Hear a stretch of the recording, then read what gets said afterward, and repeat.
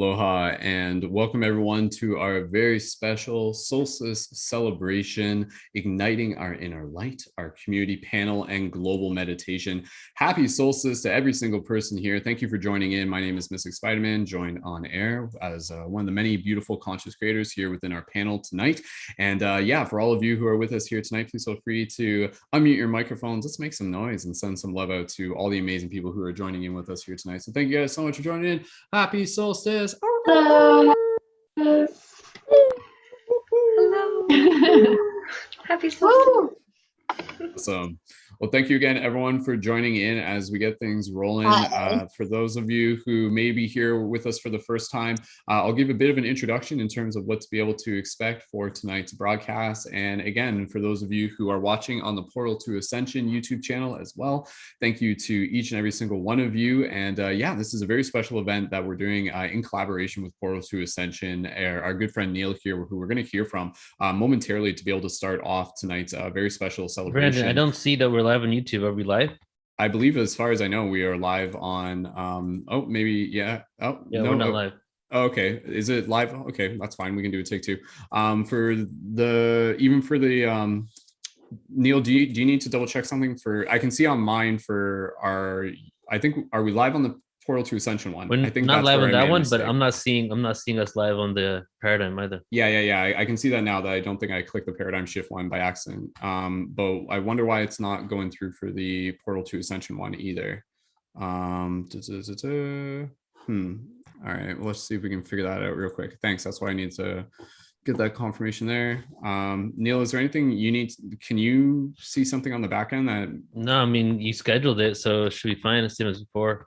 It says it's like, yeah. But yours isn't up too, so whatever is up with yours. You know what, Neil? Maybe we're literally live on the Portal to Ascension, but it just like kicked into, it just kicked into like some sort of default stream. That's what happened. So I can see it on the Portal to Ascension now. It's actually just kind of like a, it didn't like create in the event link, but it created it just as a.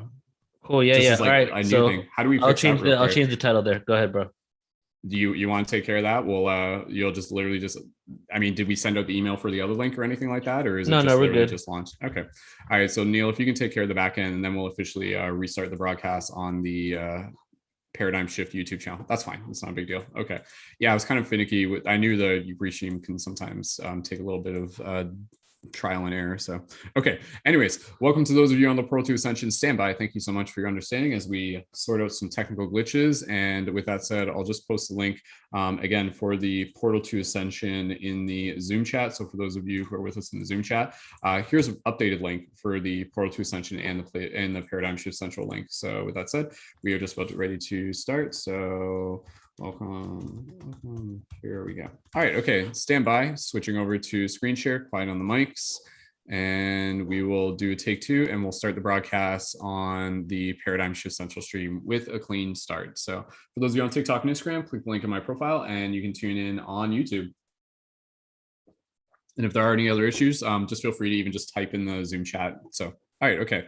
Stand by, and okay. Quiet on the mics.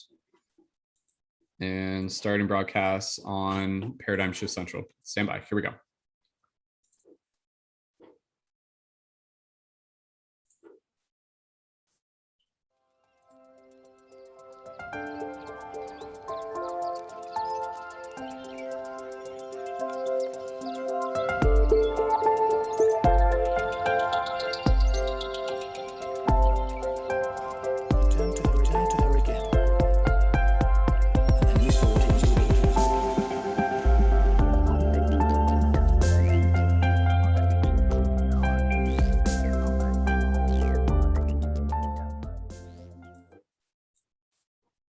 Aloha and welcome everyone to our very special Solstice Celebration team broadcast presented to you through Paradigm Shift Central in collaboration with our good friends at Portal to Ascension. This is our very special panel and meditation themed around the topic of igniting our inner light. So thank you again, each and every single one of you, for joining us here for this very special celebration, this very special evening as we celebrate the solstice and celebrate community and celebrate what it means to be able to help show up and to be able to help shift paradigms and to be able to inspire each other's spirit. So as always, I'm joined on air by our many amazing conscious creators as part of our panel within our conscious collective of community as conscious creators. And yeah, for all the fellow conscious creators here on air with us today, please feel free to gently unmute your microphones and we'll make some noise and we'll send some love out to all the beautiful people who are tuning in with us here today. So thank you guys so much for joining in. Happy Solstice. Let's hear some noise. Happy Solstice, everyone. Happy Solstice. It's nice to be here. Happy Solstice. Beautiful. All right. Happy Solstice. Happy Solstice, everyone. So again, with that said, let's get things started. And for those of you who may be new to one of these broadcasts, again, I'll just do a quick introduction. Paradigm Shift Central, we have regular team broadcasts throughout the week. We usually do broadcasts on Thursdays. Today's obviously a bit of a special occasion. And with today's broadcast, we'll be getting right into literally just like a super short meditation. And then we're going to pass over to Neil, who, again, the facilitator for PortalToAscension, who's going to give us a quick little introduction about some of the themes of Solstice as well. So we're going to be, again, just kind of anchoring into that, and then we're going to be going around the circle sharing a little bit about what igniting the light means to us, igniting our inner light. So all the links that you need for Paradigm Shift Central and PortalToAscension are in the info for this video. We've got a Discord server you can join there to connect with the other events that members within our community create. We have a Patreon that you can join to be able to get exclusive access to ongoing member events and to also add your support, and plus all sorts of other cool things. And make sure you come back after the broadcast to be able to connect to all the featured creators, YouTube or Instagram links as well. So with that said, we'll just do a quick little meditation. And for those of you who are in the YouTube chats, again, on the PortalToAscension channel and the YouTube channel, please feel free to continue to show some support for the creators that we have on air. And we'll do our best to be able to even read some of the comments on air as we go. So for those of you on TikTok and Instagram, click the link in my profile and feel free to join on air as well. Tune in on YouTube. And with that said, let's just do a super, super quick meditation since we're going to pass over to Neil, and Neil's got to head out shortly. So for everybody here, just inviting you to just get nice and comfortable. We're just going to drop into our heart space. When you're ready, just go ahead and gently close your eyes. And just allow yourself to arrive into your breath. As we just take a moment here to just be able to connect into our heart space. Just taking this opportunity to just be present within this moment, within this gratitude, to be able to honor the beautiful, amazing people that have come here tonight, to be able to celebrate the unique light that we all reflect back upon each other. And within the journey of the solstice, again, this is the darkest night of the year. And yet within this is a very powerful opportunity for us to be able to slow down, chill out, look inside, and to be able to come out of it as new versions of ourselves, constantly growing, constantly evolving, constantly becoming who it is that we're here to be able to transform the world from the inside out. So just take a couple moments here as you just allow yourself to connect with gratitude and just send that love out to all the other people who are tuned in with us live and in the future. So just take a moment here and just your own breath and your own silence and just connect with this moment of oneness. Go ahead.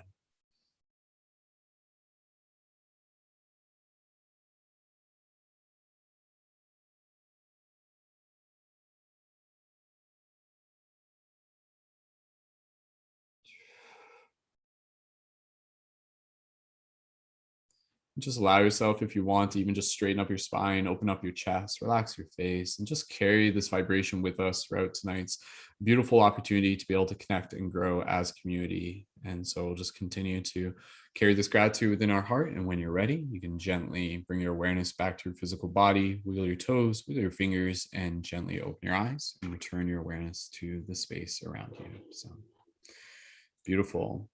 All right.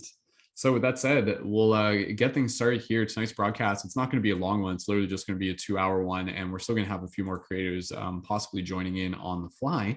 And Neil's going to start us off. So Neil's going to start us off. I mean, Neil, again, feel free to even just share what igniting our inner light means to you. And Neil, again, the facilitator for PortalToAscension. If you guys haven't checked it out, PortalToAscension.org. They host tons of awesome events there. And yeah, Neil's going to give us a little bit of a snippet in terms of the history of solstice and Christmas and anything else that Neil wants to be able to share real quick. So Neil, happy solstice. Thank you for being here, brother. Thank you, brother. Hello, everybody. It's nice to be here with you all. And igniting, let's start with what Brandon asked. What does igniting, what was the inner light inside of me mean? Was that your question, Brandon? Yeah, more or less. What does igniting our inner light mean to you personally? Yeah. Well, I feel like it's fully living a conscious life and activating that fire within us that we become alert and present to all that is. And the energy of this moment here, and I'm just going to get right into a mini presentation with a few slides. And the way I'm going to do this over the next 15 minutes or so is I want to show you just a little bit about solstice history, what it represents, sun god worshiping, and how we even got into this in the first place. And then I'm going to go right into some poetry pieces, one of which you'll see on the screen. It's called Fragmentation, about the void and the beginning of all that is. And then I'm just going to do 4 spoken word pieces back to back, and it'll be kind of like a meditative experience where we can close our eyes and just like blast off into the astral realm. But so let me go ahead and start this right here. And as I'm presenting this, we'll get into more of like what this really means for us right now with this solstice energy and what kind of frequencies, we're in store for. This presentation I did 3 hours ago, actually did this presentation, the whole one. So I'm only showing you a few slides from here, which just kind of go with today, with the solstice energy. So the winter solstice has been celebrated in Antiquity, is seen as a significant time of year in many cultures, and has been marked by festivals and rituals. It marked the symbolic death and rebirth of the sun, right? And we'll get to a slide in a second where you see what that means. So as Brandon said, long evening, long night. The angle of the sun in the night sky is at the lowest point at this moment, right, today. But this low angle actually continues for about 3 days. So what it looked like to the ancients was that the sun literally stopped, right?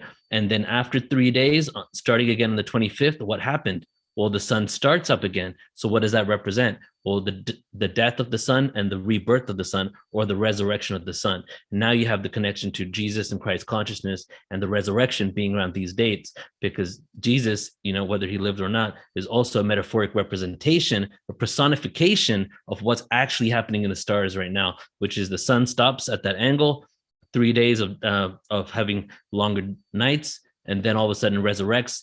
And it's really represents the triumphing of light over the darkness, is what this time represents. We even have this reference to Mayan calendar connection, the 3 days of darkness that a lot of you may have heard in prophecies, all represented this time right now. Even when the Israelites went to Jericho and they were going around Jericho and they were playing the trumpets, which were sound frequency technology that brought down the walls, it also happened during the solstice period, during these 3 long evenings. So here are some sun gods of the solstice. We have ancient cultures that viewed the solstice as death and rebirth, often symbolized by the death and rebirth of the sun. This translated to the sun god of the respective culture. Or if you look at the most predominant religion on the earth, the son of God, which is the exact same thing as the sun god, just kind of translated in a different way. In many tribes and civilizations, the gods were exact, except they had a different name. And just here are some gods of the solstice that have been worshipped in Antiquity. The Greeks have had actually multiple sun gods. We have Amaterasu from Japan, Baldur from Norse. We have Mithras from the Romans. We have Demeter, who is the Greeks. Horus. We even have Apollo, that was also a sun god for the Greeks as well. And then we have Krampus, right? Krampus, who is the son of hell, right? And look at the words here.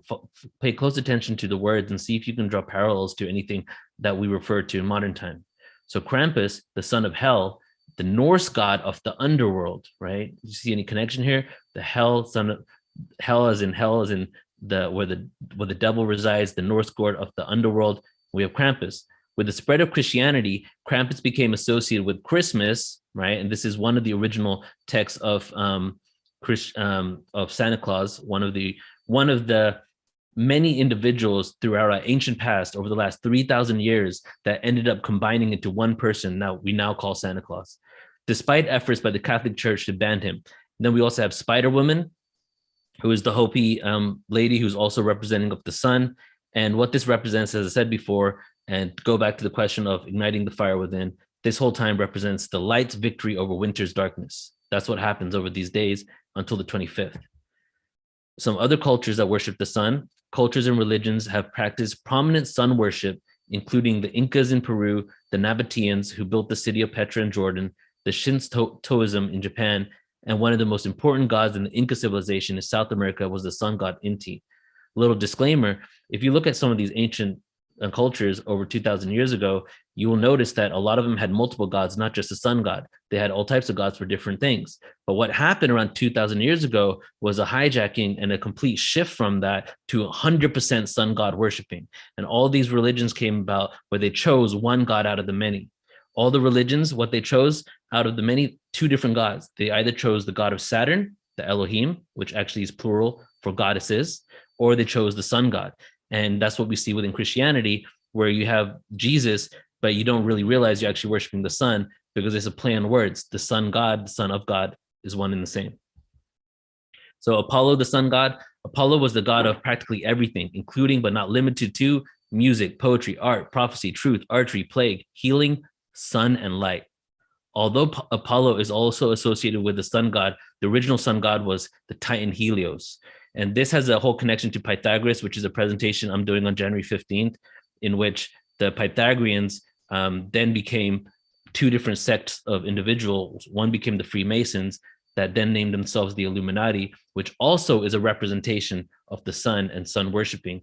So that's kind of like a little bit of a background of, you know, the sun worshiping cults and how we even started paying attention to the solstice in the first place. But it actually goes way further back to the time when we weren't just worshiping the sun, but all elements of nature were actually not even worshipped. I don't even like that term, because we're in a place of worship now, but what it really used to be, it was a place of reverence. But then when we went to a lower state of consciousness, when we devolved in consciousness, we became worshiping things rather than realizing that we were one with it. And that's what this is all about. To go back to Brandon's original question, how do we ignite the flame within? Well, we realize we're one with it all, right? That's what we're doing, reclaiming it all. So the son of God, we have the sun god equals the son of God. The sun stops at the same angle and begins to move 3 days later. The sun dies and is reborn. The son of God dies and is resurrected. And just last part here on the history component before I do some poetry is one of the traditions that led to solstice, you know, one of the OG, if you will, traditions of solstice worshiping that actually dates back 2,000 years before this to Babylon. But in Rome, it became known as Saturnalia. It was from December 17th to December 23rd. And it was a representation of when the god Saturn ruled Italy and there was complete equality and no slavery, right? So they used to use the solstice for that.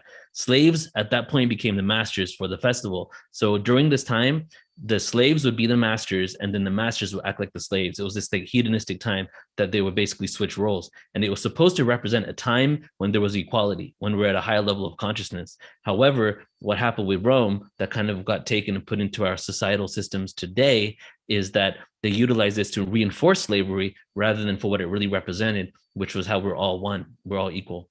So December 25th was then considered to be the birthday of the Roman sun god Sol Invictus, sun god, son of God, and celebration of Kronos, the god of time, and the Titans. So the sun, again, is at its lowest ebb at this time. The sun is closer to Earth. So how perfect is it to have Jesus's birthday around this time when the sun is the closest to Earth right now, meaning that we have more of a connection to the sun god at that point.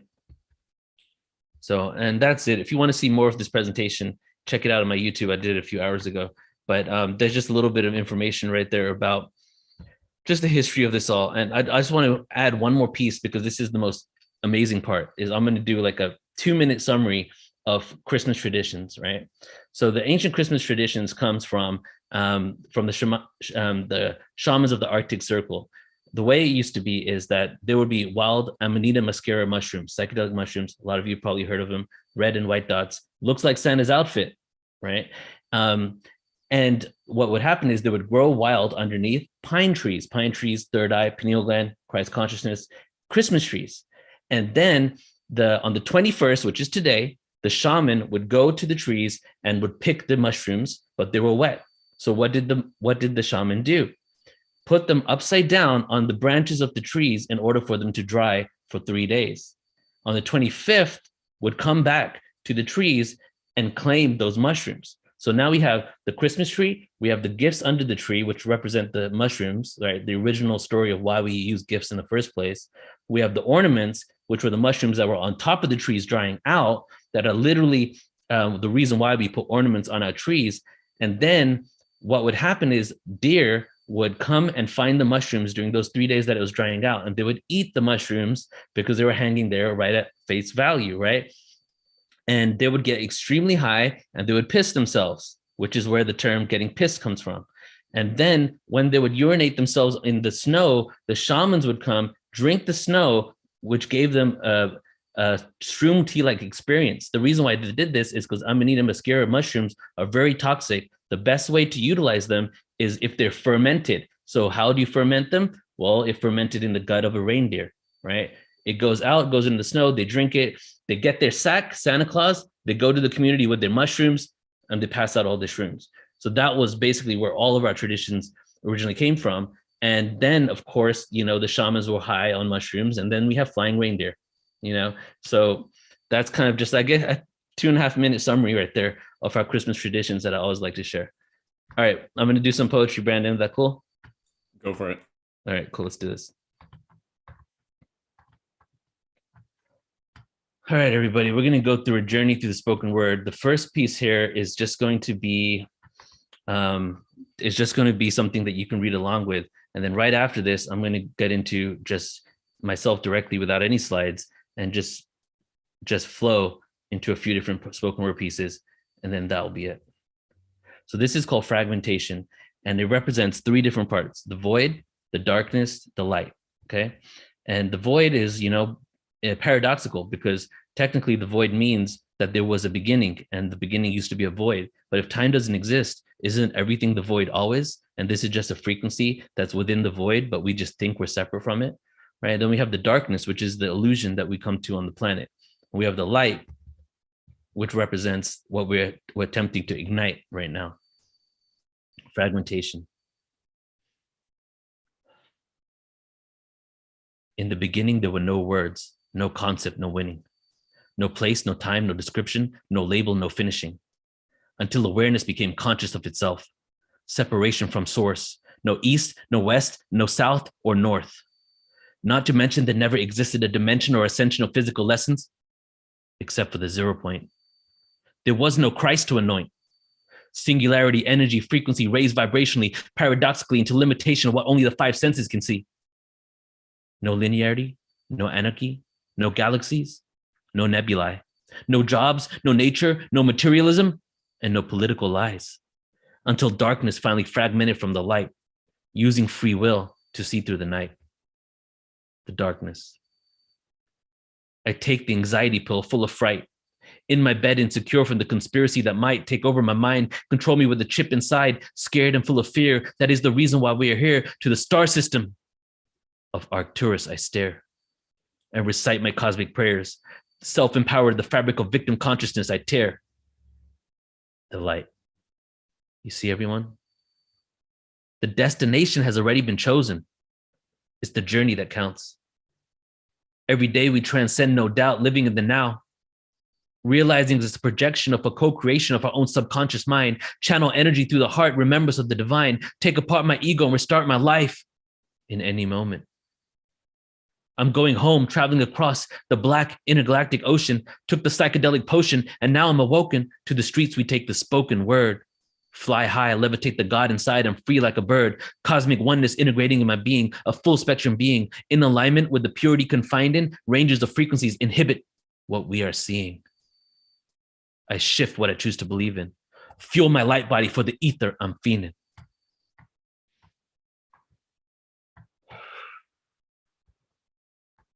All right, that was fragmentation, everybody.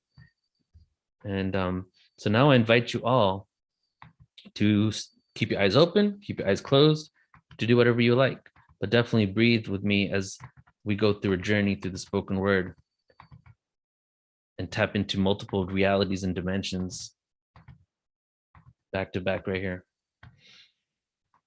And it's like 4 poems, so I'm just gonna go straight through all of them. And then when I'm done, that'll be it. So let's all just take a few breaths together, why don't we? Just take a deep inhale through the nose. And exhale out the mouth. Inhale through the nose. Exhale out. Inhale again. And exhale. Solidify the meaning that you had of the chaos theory. Man is free to be anything he wishes, as long as he stays under the bridges. The digits add to the numerical positioning of atoms, and energy creates wings to fly freely. In the atmosphere, we scorch with volcanic ashes. It lasted a millennia for him. He lashes back at the governing entity. He flashes fast. Can nobody see his mentality? This person is me. This person is me. Infinity in our brain capacity, like a galaxy, we are our own heaven, can dwell and create a hell when we pass into a permanent sleeping spell. When we pass into a permanent sleeping spell. But it's just another day. The sun cast away, hiding in space. New moon appears to black, the sky fades. Pluto in retrograde. Saturn's rings, I feel gravitationally pulling me as Jupiter is the king, protecting Earth's inhabitants for the asteroid that sings. A chapter of a story. Another one closes. A new species arose with self-awareness, genetically changed, mutated neural networks within the brain to construct limitation of mind. To move away from the God inside, consumed with temptation and bribes, fed greed and lies from the elite who thrive off the contractual linear time. Blocking the subconscious signs that we are all one. Crop circles or sacred geometrically run, universal abundance, moving away from the worship of the sun, leading nations with bombs and guns. We were all victims to our own creation, to the evolution of the Masons. So I'm pacing back and forth, smoking herb on my porch, looking at the skies, contemplating why I chose to come down this time, contemplating when it will be time for all of humanity to thrive. As an Arcturian warrior of light, I gave up trying to fight. Now I embrace the upcoming arrival, the evolution of our godly race. There is no more denial. There is no more denial. There will be no more denial. Disorientation towards the one and only spiritual seeker, a teacher of life sciences, never to forget. Be graceful. Look at this world, it's so peaceful. Other planets disastrous, flow of energy hazardous to the animal that we are. Cursed to always be looking at the stars. Aryan questions for the essence of presence. Ascension is the lesson. World of aggression, hormonal depression, elections for recreation of peasants, and God's blessing is all we need to leave this place of anarchy. With solar dust, there's a black hole inside of all of us. Trust me and hold on to eternity's illusion of cold fusion. Human pollution is caused by the confusion, delusional perception, nectar of control. I elected to let go and free myself of ego, the internal door. It will neutralize our internal war. The eternal door, it will neutralize our internal war. But then there was only one. Life untangled, rhymers undone, life source drained, vanity explained, following those with fames, always fight and complain, answer remains the same, control with borders and tame, locked up and enslaved, riding the quantum wave, through awareness we are saved. Ascend and fade away, live for today and don't play games or get erased from this place, one face, unity erased, consciousness explained, end up human race, galactic lives remains. A true cosmic place, amongst the stars in space, where now in case reincarnation takes my next life away. So ascend and pray, not for monetary gains, but an escape for superficial ways. Life is just a phase that will one day be replaced by pure energy and an entirely new intergalactic race. Life is just a phase that will one day be replaced by pure energy, an entirely new intergalactic race. The underground lyrical, cosmic imperial, tyrannical gateway destruction from the fear you all. Paradigmatic, elevate your mind, reflect the light inside that we go within to find, creating subconscious signs manifested in reality from this realm of divine.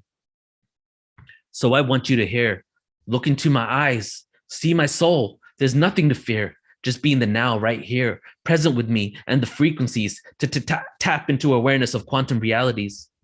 Information download, or shall I say remembrance, heart chakra explode, releasing the essence, conquered mortal lessons, immortal presence, extraterrestrial influence, cold fusion, nuclear pollution, starseed confusion, igniting the incarnations of alien persons.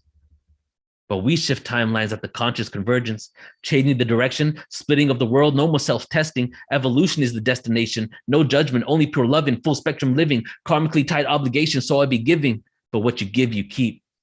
What you sow, you reap. With conscious rhymes, we go deep down the rabbit hole. I am an aspect of you, a reflection of your old soul. Last one. Meditate and levitate. Waves of frequencies resonate higher. I'm connected to the provider, source of cosmic energy. We're going to be one single entity, expansion remedied, oneness must breathe, exhale and let free, consciousness to be, experiences of you and me. Souls of interdimensional beings to feel, hear, and see this third dimensional planetary existence. All time can be found in one instance. In this realm of linearity, atoms in anarchy, quantum polarity, the epitome of creation, facing our egos, acquiring patience, waiting to let go of our nations, and join the federation of souls that would take us to the fifth world. And join the federation of souls that would take us to the fifth world.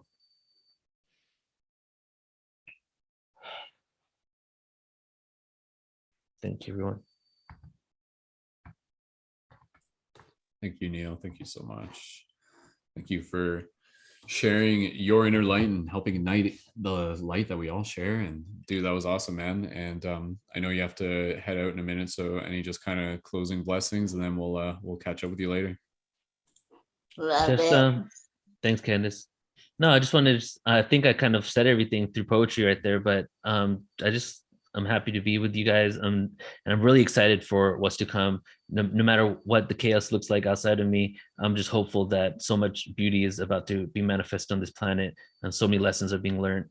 And I'm just like expanding on a whole new level and just feeling the connection. You know, Brandon, when we had that support group thing and everybody shared about how they wanted connection, I really took that to heart. And I actually started cultivating and looking for it, because I was like, wow, so many people are just like really striving, like in need for having that real one-to-one connection. And that was actually creating a lot of turmoil and anxiety in me, not having that, especially over the last couple of years. So that's what I'm looking forward to next year, is connecting with more people, creating more live events, and just sharing love as we move forward together in these times. So thank you, brother. Thank you, everyone. Beautiful. Awesome. Thank you, Neil, again. And absolutely, man, like that's, you know, just kind of transitioning here into the ongoing discussion within the panel, which is the theme being, you know, igniting our inner light. What does that mean to us? How do we do it? What do we need? And so, as Neil was saying there, you know, I'll just kind of start, and then we'll just continue to pass the talking stick around the circle. And closer to the end, we'll have a quick little meditation. It won't be one of our 1 hour meditations. It'll probably just be maybe like a 15-minute meditation at that. And so, you know, when it comes to igniting our inner light, I think having each other is like what's incredibly important, you know, like it's a natural thing where we're in the environment of others, even if that person isn't even like fully, you know, like in their like highest vibration, so to speak, but simply having another person to be able to relate to along this journey is so incredibly valuable. And that's why, you know, having these spaces that we create here together virtually and also physically, they're serving us in ways that we can't even fully understand, but it is something that we have to acknowledge that we need. There's a part within our heart where, you know, in the same way we need air to breathe, food to eat, sleep to rest, you know, we need connection in order to be able to become more of who we are. And not to say we won't be able to make it on our own, because I think a part of that journey will be the process of being able to cultivate our will to be able to make it through the challenging and the dark times. And I think, again, you know, where we are right now, it's an incredibly powerful and transformational part of our collective journey. And I love to just be able to take a moment here, just be able to reflect back on 9 years ago, you know, 9 years ago, December 21st, 2012, like how many people here were kind of like aware of what was happening in the world at that point? And no doubt there was a good amount, but now, you know, it's continued to evolve. It's continued to accelerate. There are more people who are continuing to just naturally like tap into that curiosity, tap into that awe, tap into that wonder, start to not only just like question the mainstream stories, but to really be able to reflect on what story it is that they want to be able to share and what story it is that they want to be able to live. And so, you know, like this day 9 years ago on December 21st, 2012, like I was like downtown doing free hugs with my friends and like holding conscious signs that were helping wake people up. And I think igniting our inner light is something where, you know, it's a process of just being able to kind of like shine your light enough so that people even just through the process of curiosity, they see you. You become that glitch in the matrix, and they show you that there is something different. They show you that there is another story that is existing. And so where we are right now, through the process of planting seeds and activating as light guardians and shifters, like this is so important for us to be able to continue to be beacons, to continue to be pillars. And we're seeing that right now, like, things are getting like heavier and darker. And yet with this, it's giving us the opportunity to really be able to dive deeper into ourselves, to be able to really connect more with like less of the superficial and more with the authentic aspects of who we are. And then use this darkness as a chance to not only be able to turn inwards, to be able to inquire and cultivate more of our own inner light, but again, to be able to realize that, through the process of challenge, it's forcing us to come together. It is literally like pushing us together. And so I'll just say this, and then I'll pass it over to whoever wants to speak next, and whoever wants to go next, either just raise your hand and type in the Zoom chat, and we'll pass it over to you guys, and we'll probably have a chance to kind of like go around even just a couple times. So Kristen, we can pass it over to you. I'll go next. After Kristen. Perfect, Candace. Thank you. And so again, it's very interesting because right now, when we look at where we are within the solstice, like even on TikTok last year, like everyone's getting like hyped up about the solstice. And I love the fact that we can use the solstice as a chance to be able to kind of like come together like a helix, be able to check in with ourselves and to be able to look at where we've been and where we are going. And right now we can kind of see, much to the narrative of like prophecies that have come before us, that there's literally like this kind of like split into two earths right now, and we're kind of seeing the shift between people who are still living in this old paradigm of fear, and then people who are turning more towards a path of sovereignty, a path of self-actualization, a path of kindness, of love and compassion. And yet for us, like how do we continue to ignite our inner light without necessarily simply just trying to, completely just like separate ourselves from that world? Because I think one of the most important things that I'll just kind of say here, and this is very, very powerful, and then I'll just pass it over to Chris, and there's more to share, but I'll wait till later, is that, something that came to me once in meditation, some of you heard me talk about this before, was basically this idea that if you were to, and this came from my meditation, if you were to look at like a circle of candles and all of them are lit, and you were to look at each of those separate candles, and you would be able to see those separate candles as like a separate identity, a person, a vessel. And yet the beauty of this, the thing that can really just kind of like make your heart expand, is the deep understanding that each of those candles, though separate within their own right, carries the same flame. It's a different version of the same flame, but ultimately it literally is the same flame.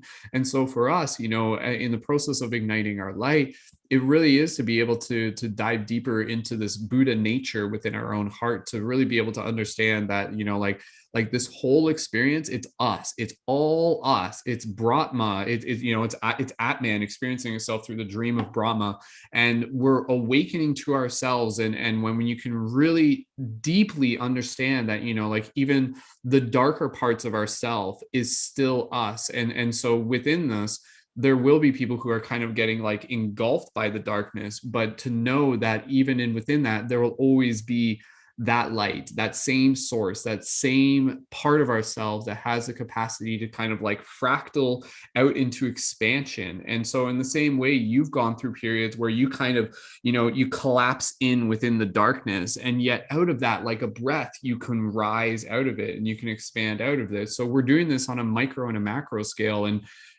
changing the world is an inside job, and to be able to be aware of what it means to ignite our own inner light, I think is a question that must be lived. And so let us seek to heal the parts of ourselves that we can heal, to acknowledge the parts of the shadow that we carry within inside of us. And one thing I'll just say, and this was very, like, it kind of came to me yesterday, I was like just kind of thinking, and I was just like, oh, this is actually pretty powerful. The shadow that we carry within inside of us, the darkness that we carry inside of us, it's not just ours alone. It's like a collective shadow. Like the stuff that's happening, the crazy stuff that's happening in the world, there's fractals of that are inside each and every single one of us. And as much as it is our journey to heal this, there may be parts of ourselves, and this is not something that I think is an absolute truth. It was just a different idea than normally the narrative that we share. But I think in some cases, like in the part of the story that we are going in through, our journey isn't necessarily to always be capable of healing every single thing, but rather to be able to cultivate the will to endure the process of moving through it and beyond it, so to speak. And I think in the process of that, it will heal over time. But to constantly just be able to constantly trying to like look at every single darkness and every single shadow and kind of have this hero, like this hero kind of like, not to say being a hero is a bad thing, but like this kind of, there's a word that I'm looking for, but basically to like want a hero, like a kind of like a savior complex sort of thing. We don't have to literally try and heal every single thing at once. You know, what we can at least be able to do is align ourselves with a clearer projection and vision of where it is that we are moving towards. So, you know, much of what we were talking about literally this time last year when we did another really big presentation on December 21st, and I'll just say this and pass over to Chris, and I know I've said that like 3 times so far, but this time I mean it, is that what we are doing through the process of igniting our inner light, think of it as like this pillar. And yet within this pillar, it's like we are the carriers of the code. We are the carriers of a frequency of a new way of living, of a new way of being. And yet this new way is actually the old way. So it's a process of remembering our way back to the heart space. And we carry this with us. We carry the new earth in us. And again, you know, you take earth, you take the H, you put it at the front, it spells heart, the new heart. So this is a journey of being able to reconnect with our hearts, to be able to do that within our own path and to be able to connect ourselves with community. And then in the process of doing that, it just naturally happens. It naturally happens through the spaces and the environment and the stories that we share. So this is a very beautiful time to align ourselves with a powerful story, to know that now more than ever, there are more people awake within the world. Literally from last year to this year, there are more lights igniting across the world. And we're doing that because each and every single one of us is continuing to become more aware of our own inner light, so that we can continue to show it to others so that they can see it within themselves. But anyways, let's keep passing the talking stick around, and we'll go from there. So we'll pass over to Chris, and then we'll pass over to Candace, and then whoever else after that. And yeah, we'll just keep going with the flow. And I'll talk to you guys a little bit later about the meditation. So Kristen, thank you so much for joining. Happy to be able to have you here. And Kristen, without further ado, feel free to even just briefly introduce yourself. Happy solstice, and what does igniting our inner light mean to you? When you're ready, Kristen, go ahead. Hello, beautiful souls. Thank you, Brendan and Paradigm Shift Central, for hosting this beautiful space. I'm just really filled with a lot of gratitude to be connected with so many beautiful souls that are on their path and willing and able to share their light in any way that they can. And as far as me, my name's Kristen. I'm Pinnock Rising. You can find me on TikTok, Instagram, Pinnock's Cove on YouTube. And igniting our inner light is something that is truly a passion, because I fully believe that each and every soul that exists has an amazingly unique and very important light to shine in this world. And sometimes as we experience life, our lights tend to dim or experience moments of questioning even how to shine. And so being able to find what sparks that light within you, being able to connect with the passion that drives you, or the life force that exists, whatever it may be for you, is something that never leaves once you connect with it. And I think it changes over time, and we find all kinds of new ways of expressing our light. But I love seeing people shine, and I love seeing people express. And thank you for bringing this beautiful space for us to come together and share exactly what that means to each of us. And yeah, I'm very just filled with a lot of gratitude. Thank you all so much. Thank you, Kristen, as always. All right, we'll keep the talking stick going around here. And who would like to be able to share after Candace? We'll pass over to Candace, and then we can pass over to whoever else would like to go after that, and we'll pass over to Eloise. And again, for those of you who may be new to the context of Paradigm Shift Central, again, this is a project that I've literally been doing for like over 10 years now. And this is about being able to bring together conscious media creators, conscious creators, spiritual seekers, and community leaders. So again, you know, a lot of the people that we have on air with us tonight, these are some of our newer and some of our older members within the community. And yet each and every single one of us is, again, you know, like someone who is here to be able to help choose to be the change they wish to see in the world. And just through us gathering and sharing from our heart and practicing sharing from our heart, we hope that for those of you tuned in, that you take inspiration from this as well. And that's where, out of this broadcast, you know, the intention is just to be able to kind of like realign ourselves with a story that's going to inspire us, and to know that there are others who are continuing to show up, who are continuing to show within, who are continuing to show up within. And then with this, again, you know, it's what we carry with us beyond this moment, beyond this broadcast, into our individual conversations, into the way that we show up for ourselves, into the way that we show up for our relationships. So again, you know, if everyone cleaned their own doorstep, the entire world would be clean. And so this is a journey of self-discovery, noscite ipsum, and then through that, the collective learns to understand a little bit more about itself. So yes, these are very peculiar times that we're in, but they are also times of great opportunity. And so let us utilize this opportunity. And I can honestly say that this past year has been the best year of my life. And this is the kicker. And next year will be the best year of my life. And the year after that will be the best year of my life. And I hope that you can align with this as well, where you continue to see that even in the midst of the universe kind of sending us through this crazy period of transformation, there's still hope. Never give up hope until hope is given up, and hope never gives up. And there is this energy of our ancestors moving us through this period, this great tribulation, whatever you want to call it, this great realignment. And so with this, again, you know, open yourself up to the idea of being able to kind of like surrender to a little bit of that trust, while continuing to meet the universe halfway, and falling in love with the excitement of the unknown. There's many exciting things ahead of us, and we have each other. So that is going to be what's going to help us kind of like continue to make it through the hard times, and to celebrate along the way as we create the good times together. So Candace, let's pass it over to you next. Candace, thank you so much for joining. Happy solstice. And Candace, we'll inviting you to be able to share, what does igniting our inner light mean to you, Candace? When you're ready, go right ahead. Igniting my inner light means to me like embracing all parts of my body, like not just embodiment,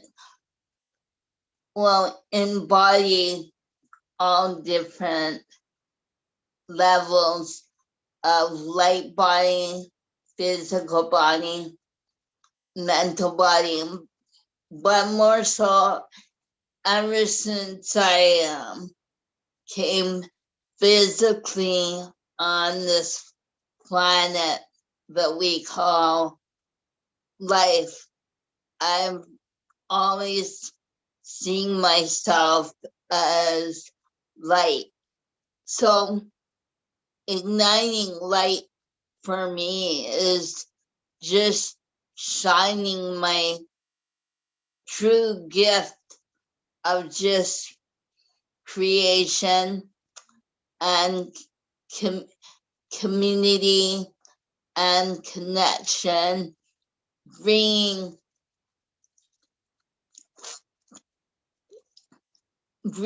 everything and everyone together as one, and sharing light and healing the wholeness of planet and every moment, and letting creation like speak to us, letting creation like reveal her or he or no interpretation, but letting creation be independent of itself, and just watching everything evolve through space, time, and silence. That to me is igniting the inner light, and also stand in connection as light as one, and just coming together, celebrating life as a new, as a new beginning. And all the gifts are in perfect harmony, and it's a true gift and a present to be living and be alive and creating worlds as one big connection of love, creation, and magic as one gigantic being of light. That's me. Beautiful. Thank you, Candace, so much for sharing. And yeah, I really appreciate everything that you've shared, and again, what everybody has here to be able to share tonight. And there's one thing that Candace said that just kind of again, you know, within this, like, igniting our inner light is also, again, literally, it is the journey of our multidimensional awareness. And when we realize that, you know, it's like it's not just igniting our inner light, it's becoming aware of the fact that we already are light, you know, that we already carry this inside of us, and then it's becoming aware of that, and then with that, you know, continue to cultivate it and grow it. And there's one thing that I'll just share here, and then we'll pass over to Eloise, and then Michael, we can pass over to you next, where this is very relative to the solstice, and again, moving into, you know, the energies of Christmas and Christ consciousness, and just like the energies of the new year and everything. But it's basically this basic idea that, you know, every ending is a beginning if you choose it. And that's actually a bit of a quote from an Ayla Nero song, and some of you would be aware of who she is. That's an artist.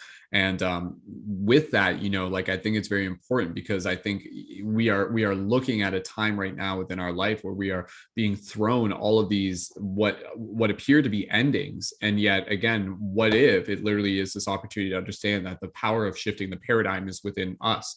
So if you literally just open yourself up to the idea that every ending is a beginning if you choose it, start looking for this idea that, you know, things are beginning now. What is beginning? And this is actually where it begins to get very exciting. So, you know, I think we'll look back on these years in about 10 years from now, we'll be like, whoa, this is like when things like really began to kind of like shift. And even though we might not have fully been able to see it at the time, this was propelling us towards something very important and very powerful for, you know, a story that's bigger than just our own.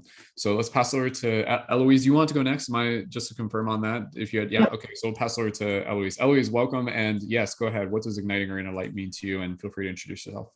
Awesome. Hello, I'm Eloise. I also go by Wheezy. You can find me on Instagram at Wheezy for Sheezy. And thank you for holding the space, Brendan, as always. And to me, I would say that igniting your inner light is leading through action and with authenticity. And this is something I have been working on myself, and had a very personal experience this week with trying to do that and leading through action, and having one of those moments of like, you know, oh, how do I do that? And the fear that comes with that, and trying to kind of step through that anyways, and lead as, you know, how I would want somebody else, you know, act like how I, you know, what I see as my highest good and aligned with my highest self. And so, like you said, practicing from sharing from the heart, and not just here, but in all aspects of my life. And then also trying to release my ego like response and my first initial like response when I want to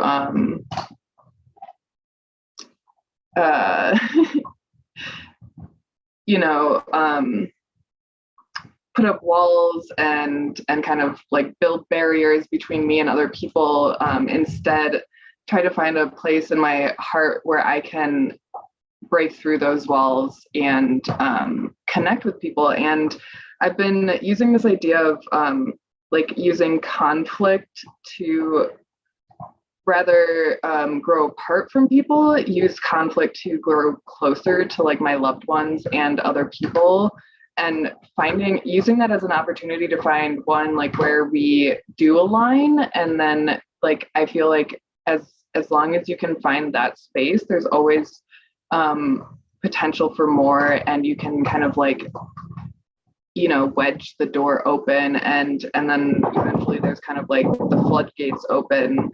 And I think that also feeds into what Brendan was saying about the collective shadow, and not it's not about healing everything, but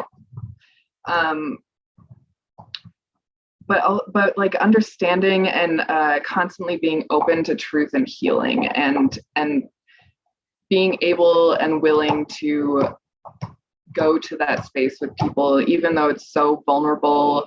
It feels so vulnerable, and you don't know how somebody else is going to react, but then you also have to like be open to their reaction. And if they close off, you have to understand, you know, like they also have that fear that you were feeling, and being patient for them. And so that's what, you know, I've been trying to work through.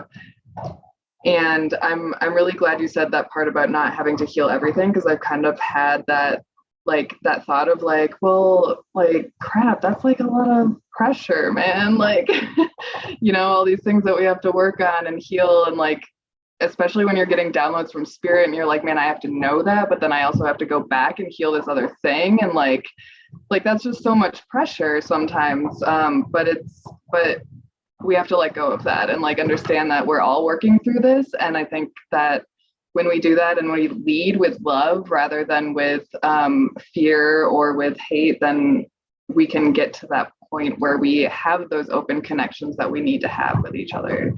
And so that's what I've been doing lately, is really trying to step through my fear and release my ego response, and be less concerned with what other people are thinking and more concerned with aligning like my actions with what I think is love and what I think is a higher vibration and what aligns with my highest good. And so leading through action by kind of thinking about those things and then acting on that.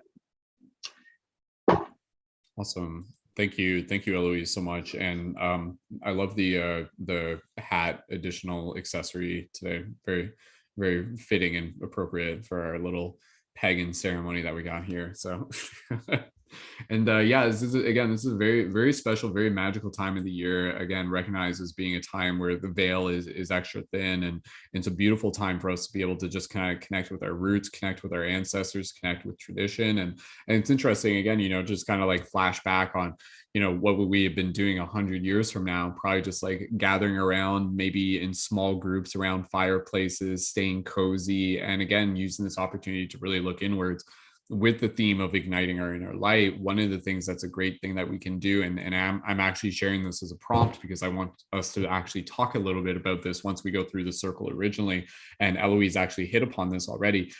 This is a great time to be able to reflect on things we want to let go of, especially with the full moon just the other day. We're still very much in that energy. So as much as it is a chance to ignite our inner light, sometimes the process of igniting our inner light means, again, you know, being able to kind of like remove things that may be in our way. And again, these can be thought processes, these can be old paradigms, these can be, you know, things that we've been carrying on from our families and relatives and ancestors, and whatever the case may be, stories that are no longer serving us. So within this, and this doesn't have to be within, you know, the immediate passing of the circle, but eventually once we go around, before we get into our meditation, inviting each person here, and again, for those of you in the YouTube chat and those of you listening into the future, reflect on this. what do you choose to let go of? You know, at this moment, what do you give yourself permission to be able to let go of? I'll share a little bit later because I was meditating on this as well. But let's keep passing and talking, stick around, and we'll go from there. So we'll pass it over to Michael, and then who wants to be able to go after Michael? We have Kyle, and we also have Robert here as well. So we can pass it over to whoever wants to go next. And again, no pressure. You guys are welcome to just chill out as you wish. And yeah, with that said, Michael, we'll pass it over to you. Welcome, happy solstice, and what does igniting our inner light mean to you? And again, feel free to introduce yourself. Thank you, Brandon. My name is Michael. You can find me on TikTok and Instagram at Obi-Wan Care Bear. I'm definitely one of the new ones to this whole paradigm shift and everything, but my journey is pretty unique. You know, within a year, I've changed, I would say transformed, realizing my being gender fluid and kind of being an advocate for the LGBT community. Like, there's a lot that I see that I could change and have power and change of doing. And then realizing that gender being a construct, like, there's so many boundaries on us as humans that people don't even realize. And we all exist for a reason. And every person's reason is different. People don't really realize and compare each other to each other and get lost in what they need to do. And what I realized is through being honest in my own journey, it allows people to embrace their sexuality, embrace themselves as themselves, and embrace their journey. And then as Eloise said, you know, embracing all sides of yourself, even your dark and your light, because again, we're all human. And as me being I'm the oldest of four, being a big brother, I realized that, you know, even within my own family, I can easily be a safe haven for the people around me. And, you know, that seems like it's a lot of pressure because they're the oldest, but it also you have a lot of power in change in doing that, which I've done a catalyst of change as well. And then lastly, I mean, when you create your own, because I'm an artist, and when you create your own art, you allow people into your own world. And a lot of people don't really realize the power of art. And I realized there needs to be a lot more in this world. There really isn't that much. So, and that's it. Thank you, Michael. Wonderful to be able to have you here, and thank you for bringing your energy. And again, powerful themes are a big part of, you know, the discussion of igniting our inner light. Is as Michael was saying, you know, like, each one of us is here to bring something to this world, to this story. There's a key that we hold. There's a superpower that we have, and much as like what Michael was saying, you know, the journey is actually one of being able to kind of like discover like what it is that you're here to be able to bring into this world. And that's something that we don't always necessarily get told. You know, sometimes people will try to tell us what we're here to do. Oh, you're here to become a cog in the machine and to do this and do this and do this. But you can see more and more people that are just like, no, like, that's not what I'm here to do.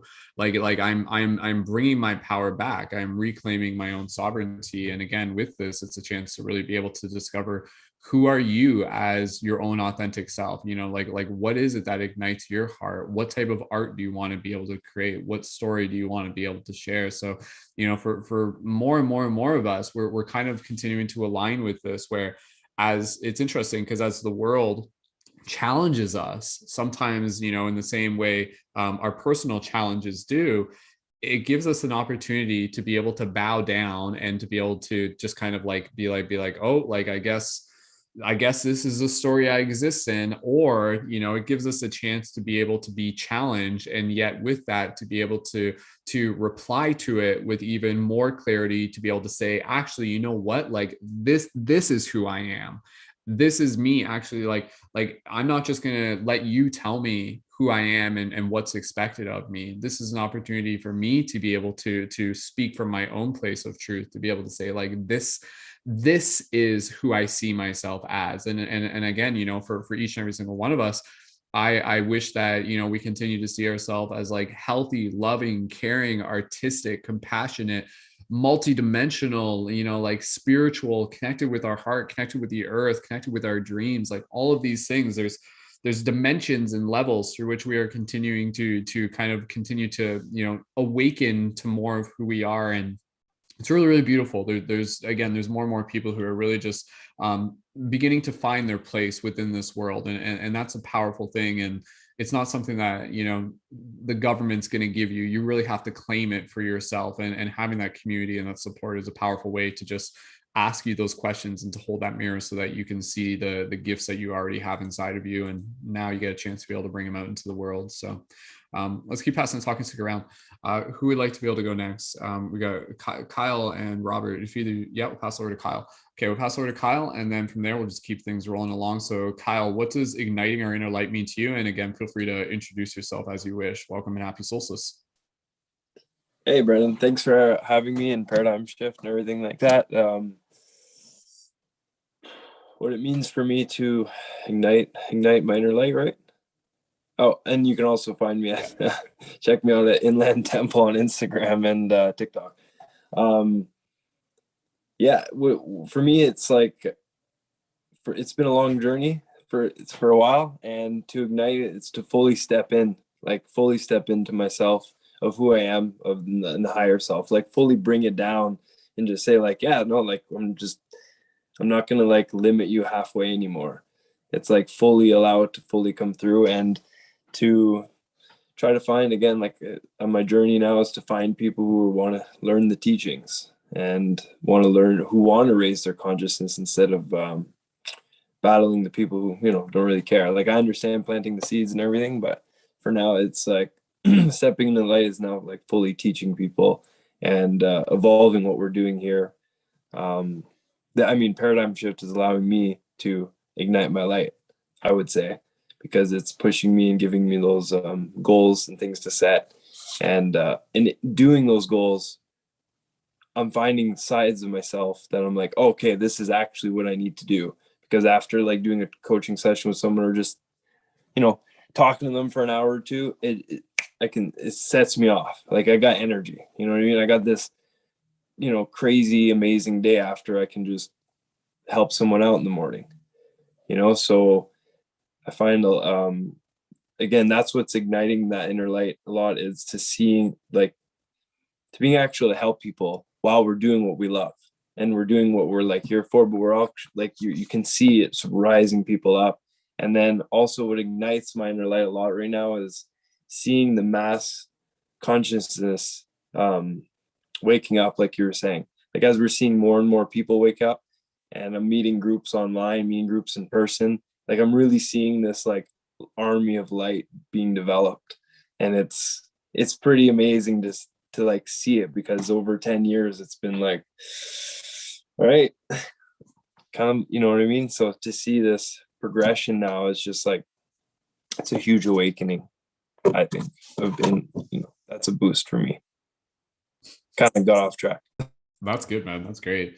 Kyle, thank you so much, dude. And yeah, man, it's been awesome seeing you like ignite more of your light. Like even just in the past like 2 months that you've been involved with the community, it's been really cool to just kind of like through like the, just even from like a sideline kind of perspective, to see you just kind of like beginning to actualize more clarity on who you are and what you're here to do. And yeah, happy to be able to support it, man. Like igniting our light means, this is actually very powerful. Igniting our inner light means, you know, not just caring about our inner light, but we actually ignite our inner light by caring about igniting others as well. You know, like when we actually genuinely care about the well-being of others and wanting to see people go through these aha moments and these journeys of awakening. Because again, you know, like that the objective of Paradigm Shift Central, as it has been when, you know, we started this back in 2009, has been, very simply put, one of the taglines, it's to be able to help assist and accelerate the collective shift in consciousness. And so it's like, how do we do that? How do we accelerate it? And so again, you know, through the process of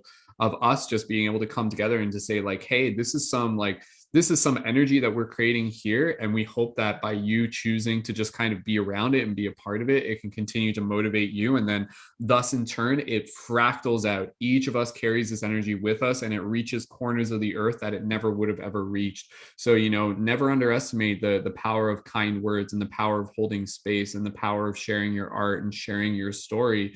And, you know, there's more to it. Like there's more to it. I think in a lot of ways, like we are only just tapping in to our potential. So again, you know, with this process of ascension and everything like that, it's not this idea of just kind of like like, you know, like escaping, but it's really about being able to embody. Let us ascend from, you know, the root chakra all the way up through the heart and into the crown, and become this fully actualized self-embodied being that is, again, being able to act from a place of balance, being able to act from a place of their own sovereignty. And sovereignty is a word that, like, sovereignty is like the word of 2022, and I feel it already was the word for 2021, but, you know, more and more people are really just being able to understand that.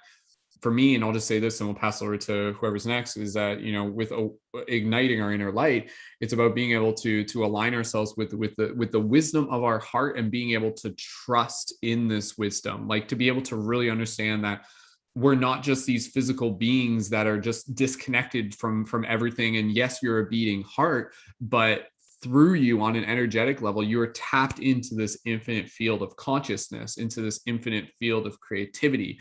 And with this, you know, gives us the opportunity to be able to kind of like connect into a bigger part of who we are, that literally brings forth like this wisdom of the cosmos, this wisdom of the ancients, this wisdom of our ancestors, this wisdom of like of mages and sages and wizards and archetypes, and all of it literally is inside of us. And so again, you know, we begin to peel back the layers of who we are and remove the parts that we are not, and we begin to kind of just bring ourselves into this place where I'll just say this: igniting our inner light is kind of interesting, because it kind of goes through this process where, you know, prior to igniting our inner light, we kind of go through the process where we're almost just kind of unconsciously moving through life like a dream.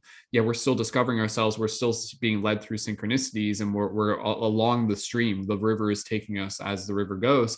And yet in the process of kind of awakening, eventually you begin to move into more of this place where you feel yourself making choices outside of the automaton part of yourself, out of just habit and routine, but with more consciousness, with more awareness. You're responding, not just reacting. You're reclaiming your ability to be able to make choices for yourself, and to make choices from a place in your heart. And then the next thing that kind of happens after this is that eventually, as you become to a higher level of consciousness, you begin to kind of align yourself back into this heart space, where you actually move into a new place of kind of like flow state, where you're really being able to just kind of like trust that as you continue to align yourselves with the heart, it's not that you're giving up your ability to make choices for yourself, but you're trusting in the ability to know that the choices that are arising through you are ones that are for your highest growth, not necessarily the ones that are always going to be easy. But it's interesting because it kind of goes from this process of kind of like unconscious sleeping state, awakening into the response and choosing to be able to make choices for ourselves, and then kind of like surrendering into this deeper trust that guides us along this path that's going to lead us into further self-actualization, which is quite fascinating. So, you know, as more and more of us begin to do this, that last step is the part where we really begin to find ourselves aligning with that purpose. And it's just like, oh, this is what I came here to do. And so again, you know, within this process of igniting our inner light, and I'll just say this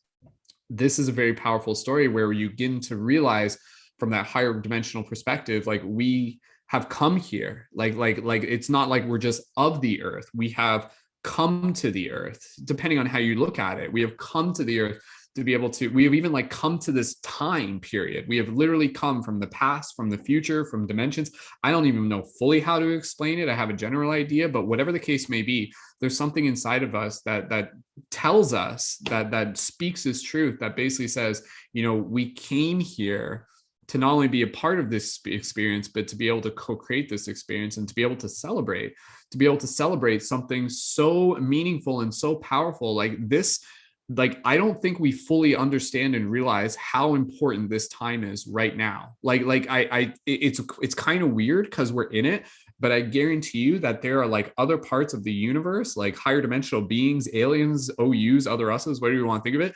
And they're like looking in on what's happening right now, and like they're paying attention. So this is a chance, you know, for us to really choose to rise and to be able to make those choices for ourselves. Which path do we want to be able to go? Do we want to continue to, you know, fall deeper into the sleep, or do we want to awaken into lucidity? And then with that, you know, comes the choice of being able to co-create the dream. So it's a beautiful time, and I'm so grateful to just be able to be here and just be able to share some words from my heart that hopefully are just kind of like, you guys tell me if there's something I've said or other people have said that resonates with you. Just drop those 11 in the chat. And it's like I said, it's just so meaningful to be able to bring people together who are continuing to just ignite their inner light and to really begin to discover a little bit more what that means, and to wake up each day with a little bit more of that excitement to know that they're a part of something bigger than themselves. So there is hope. There's always hope. Kristen, go ahead. I'll pass it over to you. Yes. Okay. Yeah, I wanted to share a little bit too about how the light inside, it's about being able to appreciate the shadows as well, and being able to see and have appreciation for the journey that you've gone through. And I know that as we go, we all have our own journey, and we all step off sometimes, and being able to see that space of ourselves that is beautifully broken, kind of how I like to look at it, because those pieces of me, whenever I put them together, create this really beautiful stained glass experience. And so, I think too that I just wanted to mention the importance of being able to see and hold reverence for the shadows of yourself. And I know, especially just with it being like with the solstice and the longest the longest night of the year, we have a really beautiful opportunity to be able to hold reverence and hold gratitude for the experiences that we have had that have brought us to the spaces of acknowledging, igniting, and being able to share our light in the world. And so just really being able to hold honor for the expressions that you have, but the journey that you've been through as well. Absolutely. Beautifully said, Kristen. Thank you so much. And yeah, there's a phrase, I'll just share it here, and then we'll just kind of, if anybody else wanted to share just on what igniting the light means to us, we can talk about this for a bit, and then we'll go into, what are some things you guys might want to release for yourself, for the collective, whatever the case may be. We'll get into that in a second.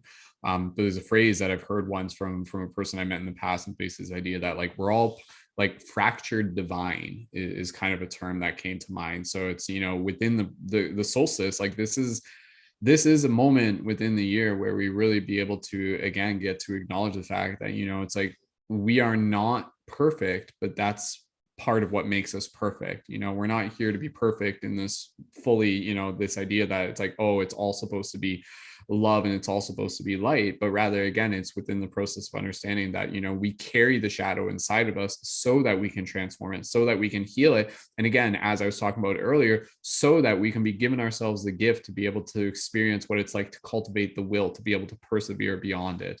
So again, I've just reiterated that because I don't know, for me, that was just a paradigm shift where it's like our goal in some way, if this resonates with you, it's not to like heal every single shadow that we are experiencing right now. Sometimes it's about being able to cultivate the will to be able to move through it. And then in the process of doing that, trusting that the process of the shadow will heal itself, or to be able to cultivate the will so that when the shadow arises, we are making a conscious choice within that time. And I think in the process of doing that, again, the shadow becomes like kind of like smaller and smaller and smaller, but we carry the shadow with us. Like that is the part of the story. But again, it gives us a choice to be able to choose, to be able to see ourselves make those choices. And there will be times where the choices won't always be easy, and we'll find ourselves kind of like being, the shadow will kind of like overcome us and stuff like that. But even still within that, and like ask the question within yourself, it's like, who are you? Who are you? Who are you? Do not be ashamed of the fact that there are shadows inside of you, because they are inside of all of us, but be proud of the fact that you are consciously choosing to be able to bring more of that self-awareness within to your own heart space, and to be able to, again, be it heal it or transmute it or persevere through it, whatever the case may be. So yeah, again, lots of themes right now with shadow and light and everything like that. And within the yin yang, you can look at the shadow, you can look at the light, but the circle around it, it's all love. That's the way I like to be able to see it. So this is the universe doing what it can to help wake itself up. So anybody else want to be able to share on the theme of igniting our inner light? Robert, we can pass it over to you. And then Kyle will pass over to you in 2 seconds. So I just want, I'll say a quick thing. Yeah, okay, we'll say real, did you want to say real quick, Kyle, if it was just Okay, a yeah. response? Yeah, go I for it, just go for it. I Then wrote Robert. down one of my like poetry or whatever things. My soul is so bright, even my darkness shines a light. There you go. There you go. So it is. Cool. Kyle, thank you so much. All right, Robert, go ahead. We'll pass it over to you. What does igniting our inner light mean to you? And feel free to introduce yourself. Welcome, Robert. Happy solstice. Happy solstice. My name is Robert Mayhew, aka Johnny Bloom Lives on Instagram and TikTok and YouTube. And so happy solstice. And yeah, igniting our light, honestly, I feel is the biggest, most pure part of the journey that I personally feel that I'm coming into a place of finally being ignited, coming into myself fully. And, you know, beforehand, you know, before we're consciously igniting ourselves, kind of like just living in our shadows. And once we start to ignite our light, as we were all just saying, you know, we can't see our shadows without the light shining. And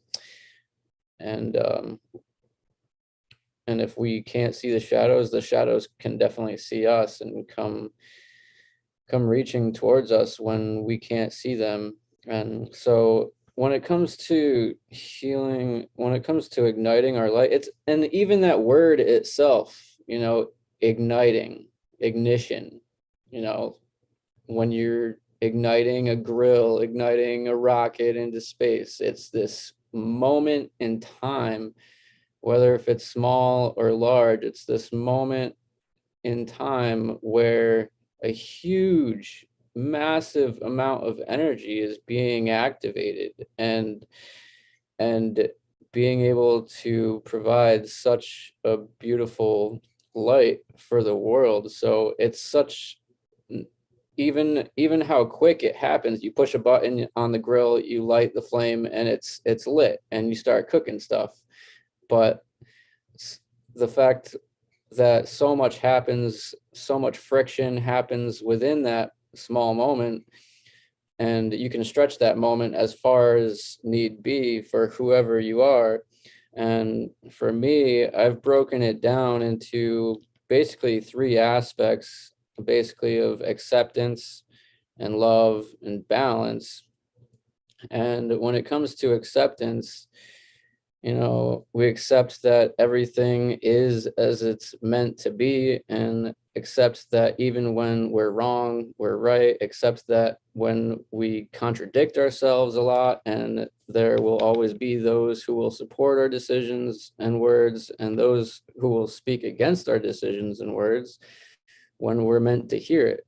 Accept that all we have to do is follow our heart and fill that next void in order to figure out what our next step is. Accept that we ultimately are not trying to be better than anyone than who we ourselves were yesterday. Accept that there will always be those lower vibrational energies that are reaching to be their next best selves as well. Accept that when we blame others for our circumstances, that we are giving our own power and frequency away and responsible for our own level of existence. Accept that if we feel that we need to heal something, then take the time to heal it, because if we feel it, then it most certainly is ready to be healed. Accept that every time we do that, we create and open bigger and bigger spaces of time, which are full-fledged freedom. Accept that we are a source, that everything, person, frequency, high or low, is part of us. Accept that we have the power to take empowered action to bring all of that to love and balance. And accept that everything is an illusion, and the only thing that is real is what resonates with our heart in each moment. Accept that we don't have to step into the light as often or shine as bright as everyone else at the same time, except that we are all on each of our own steps, which is why I'm like subliminally sitting in low lighting. then comes love. We allow ourselves to love whatever it is that comes into our life, allow ourselves to still love if nothing comes into our life either, allow ourselves to lose a certain level of love when it's necessary, allow ourselves to immerse ourselves in love and take those leaps of faith in order to find out if it's real love or not. Allow ourselves to let that love in as much as we possibly can, which then brings me lastly to balance. Our emotions, our acceptance, our love, whatever it may be, it needs to be balanced. But at the same time, honoring the time in which it is not balanced. Yes, we get caught up in things we accept into our lives and learn to love. We just don't care about anything else. We just open our arms and want to be bathed in that love, right? But accepting that this love will then begin to replace those lower vibrational habits and karmic patterns we begin to recognize through that love and acceptance. I know for me, when I went from a very dysfunctional place into a huge place of love in this community, and I was just engulfed by it all. I accepted that in as much as possible. I became a healer and started reading cards and fell in love with all the art and everything within that, unlocking my knowledge and talents so that all my talents that were so eager to come out. I started taking all the time to heal what was needed to be healed, knowing that more beautifully balanced times lie ahead. Then within that love and acceptance, yeah, I recognized that I did fall a little too hard in love, but is that a bad thing? Not at all. It was tearing me away from all the negative people patterns and habits, etc., that my life was so used to. Now, with that being recognized, it's okay. I replaced that addiction I had to nicotine and drinking and other people that did not really resonate with my true purpose that I was being called towards. And I replaced all that with card readings and beautiful communities that I've been wishing for. And now, officially being a year clean of nicotine with all those replacements, but I also recognize that which I accepted into my life with so much love also became an unhealthy addiction and sent me into a bit of debt by buying stuff and things for all of my lives. But that's all balancing out now at the end of the year. I've taken the time to really evaluate everything. And actually today, a few hours ago, I signed away 4 out of 5 of my credit cards and started my debt consolidation plan to be debt free within less than a year now, rather than 5 to 15 years, and resolving that final frontier of struggle that I've been going through the past several years, starting up my businesses and becoming a single parent, establishing my nest, and now becoming a healer. So the balance and clarity has been growing immensely, and I officially accept it all and fully knowing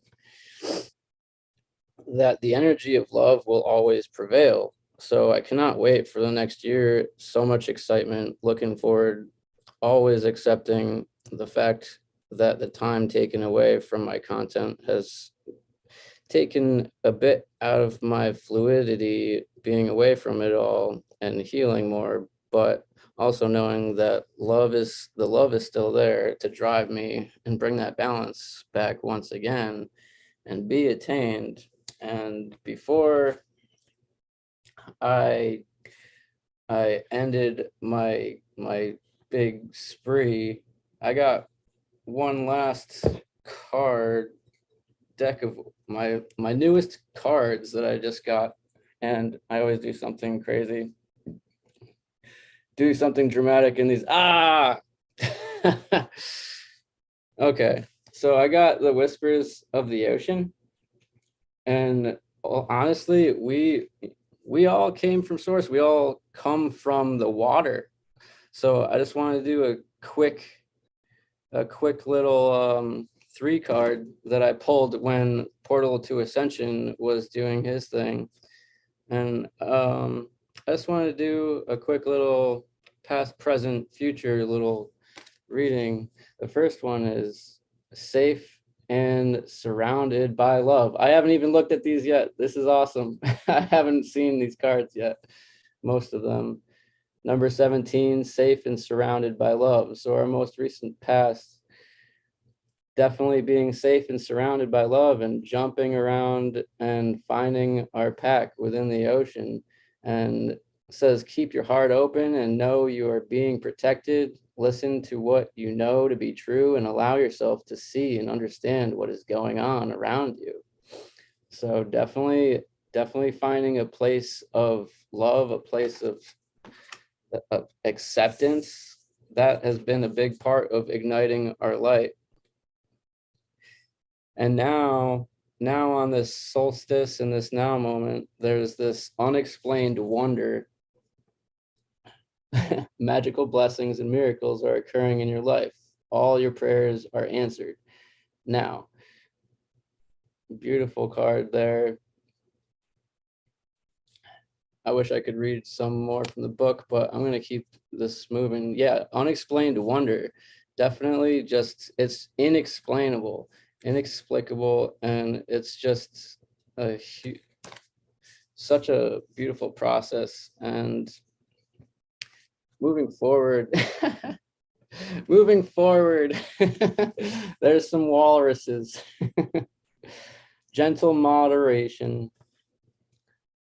Take your time. Pressure from others or yourself can be released by renegotiating what you are trying to accomplish.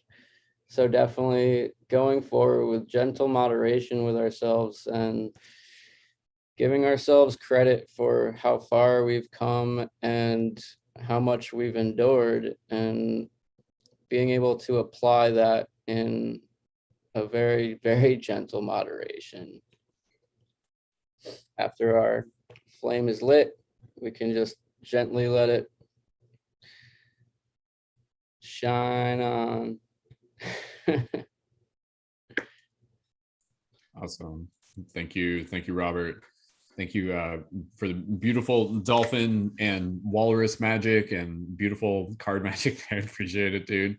And yeah, absolutely, lots of wise wisdom there. So again, for anybody who resonates in the chat, feel free to leave some comments there for Robert as well. And just moving into the next part of the broadcast, what I'd like to be able to do, again, we're getting close to the end here. This isn't going to be a long broadcast. We're keeping it pretty chill. And again, within this, sometimes we'll do like 5-hour broadcasts, but within this, inviting you guys to really be able to take a little bit of alone time tonight if you need it, a little bit of silence time. Just take a little bit of time, see what it would feel like, even if you just kind of like turn the lights off and just kind of like go inwards, do some journaling, light some simple candles, whatever the case may be. But inviting you to be a part of the ceremony that we have here. And with this, for those of you in the chat, what I had mentioned earlier is inviting each of us to be able to share something that we are choosing to let go of. So for those of you who are just wanting to take a moment just to be able to reflect on this, just allow yourself to just kind of like close your eyes, listen to your heart. What is it that you're choosing to let go of? And in the process of let going, again, this too will be able to help continue through the process of being able to align more with your heart, igniting your inner light, be who you're here to be, all of those beautiful things. So I'll share first, and then we'll just go around the circle. And this is just going to be like a short answer. Like you could literally just be like one sentence. If you want to explain it a little bit more, that's totally fine. So for me, the thing that I am choosing to let go of is, and you can imagine us kind of like putting something into like a little like fire in the middle or something like that. So what I'm choosing to let go of here today on the solstice is any doubt that we are here to be able to help change the world. And sometimes, for me, like I find that like kind of is a shadow and a story that will kind of like creep in. And I'm sure I'm not the only one who feels that, where it's just kind of like, oh, what's the point? What is like, this is too much. This is a losing battle. This is chaos. This is pointless sort of thing. But, within this, I choose to let go of any doubt that we are here to be able to help change the world, meaning that, I fully align with this process of, without even fully knowing what all the steps will be, I do just know that, like within this, especially when we're in these spaces gathered as community, I hope you can kind of like feel this cultivation of hope that is, again, kind of propelling us forward towards this idea that, yes, like we are here to be able to help make the world a better place, whether that be, again, within our personal realities, within our smaller communities, and thus in turn within the bigger collective. So I let go of any doubt that we are here to be able to help change the world. So shout out to all the light workers and light guardians and shifters.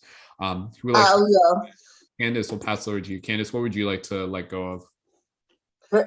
Perception and worry.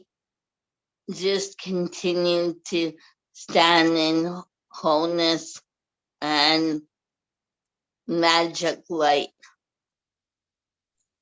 Beautiful. Thank you. Thank you, Candace. We'll keep things passing along here. And who would like to go next? Kristen, go ahead, pass over to you. I am going to release the need to feel like I need to beat the clock, like the rabbit running through Alice in Wonderland. Like I am not, there is, the end of the destination is here in my heart, and it grows and evolves as I grow and evolve. And yeah, just realizing that whatever it is that needs to be accomplished will be accomplished in the time frame that it needs to be done. And so cultivating more time to be able to kind of slow down and treasure the moments, and still holding that inspiration and growth, but just not feeling that need to be like, yeah, I think that's good. Very, very relatable. Celebrating more of the presence that we have. So this is a very special time of the year where, yeah, we really get to be able to be present with the presence, so to speak. Lots of presence. So anyways, let's keep things passing around here. Who would like to be able to go next? Eloise, and then anyone after that. Yeah, so I'd like to let go of like my, I guess, like desire or subconscious need to control outcomes, and letting go of like expectations, so that I can make room for trust in the universe and like letting things be as they are. Very cool, very relative. And Kyle, did you want to go next? Or Michael? Sorry, we'll pass over to Michael first. Yeah, go ahead, Michael. Kind of old paradigms of like, old self, anything that kind of limits yourself. And then that, our existence is not limited to a singular experience. You can almost do anything while you're here. And then fear of authentic self, like don't be afraid to be your authentic self, even against odds. And then kind of similar to Kristen's, like my mission is for me, like it's not really going anywhere, and there's no really need for competition really anymore. And also just overthinking. Sometimes you get in your own head. So very cool, very relative. I can see a lot of common themes here, and thank you, Michael, for sharing, which to me kind of like speak of this idea of like gentleness, to be more gentle with ourselves. This is something that like we need, gentle with each other, gentle with the world, gentle with our relatives, gentle with ourselves. So I take that to heart, where it's like, yeah, like I'll just adding in another, I let go of this idea that I need to like brute force my way towards accomplishing the things that I need to do, and instead just really focus on taking care of myself, taking care of my family, taking care of my physical space, taking care of my physical body. And with that, that in turn is a big part of igniting our light. So, for everybody here, this is totally a beautiful time to be able to really just kind of reflect and dive deeper into the practices of self-care as well. So it's the most important thing when it comes to the bigger journey ahead. Michael, thank you again. Kyle, did you want to share next? Go for it. Hey, I think letting go of like past mistakes, like I don't even want to relive them and rethink about them and rehash in my mind. Like I would just like to, drop those off. They've passed, and don't have to keep replaying them. And then everyone else said, like even like self-doubt, things like that.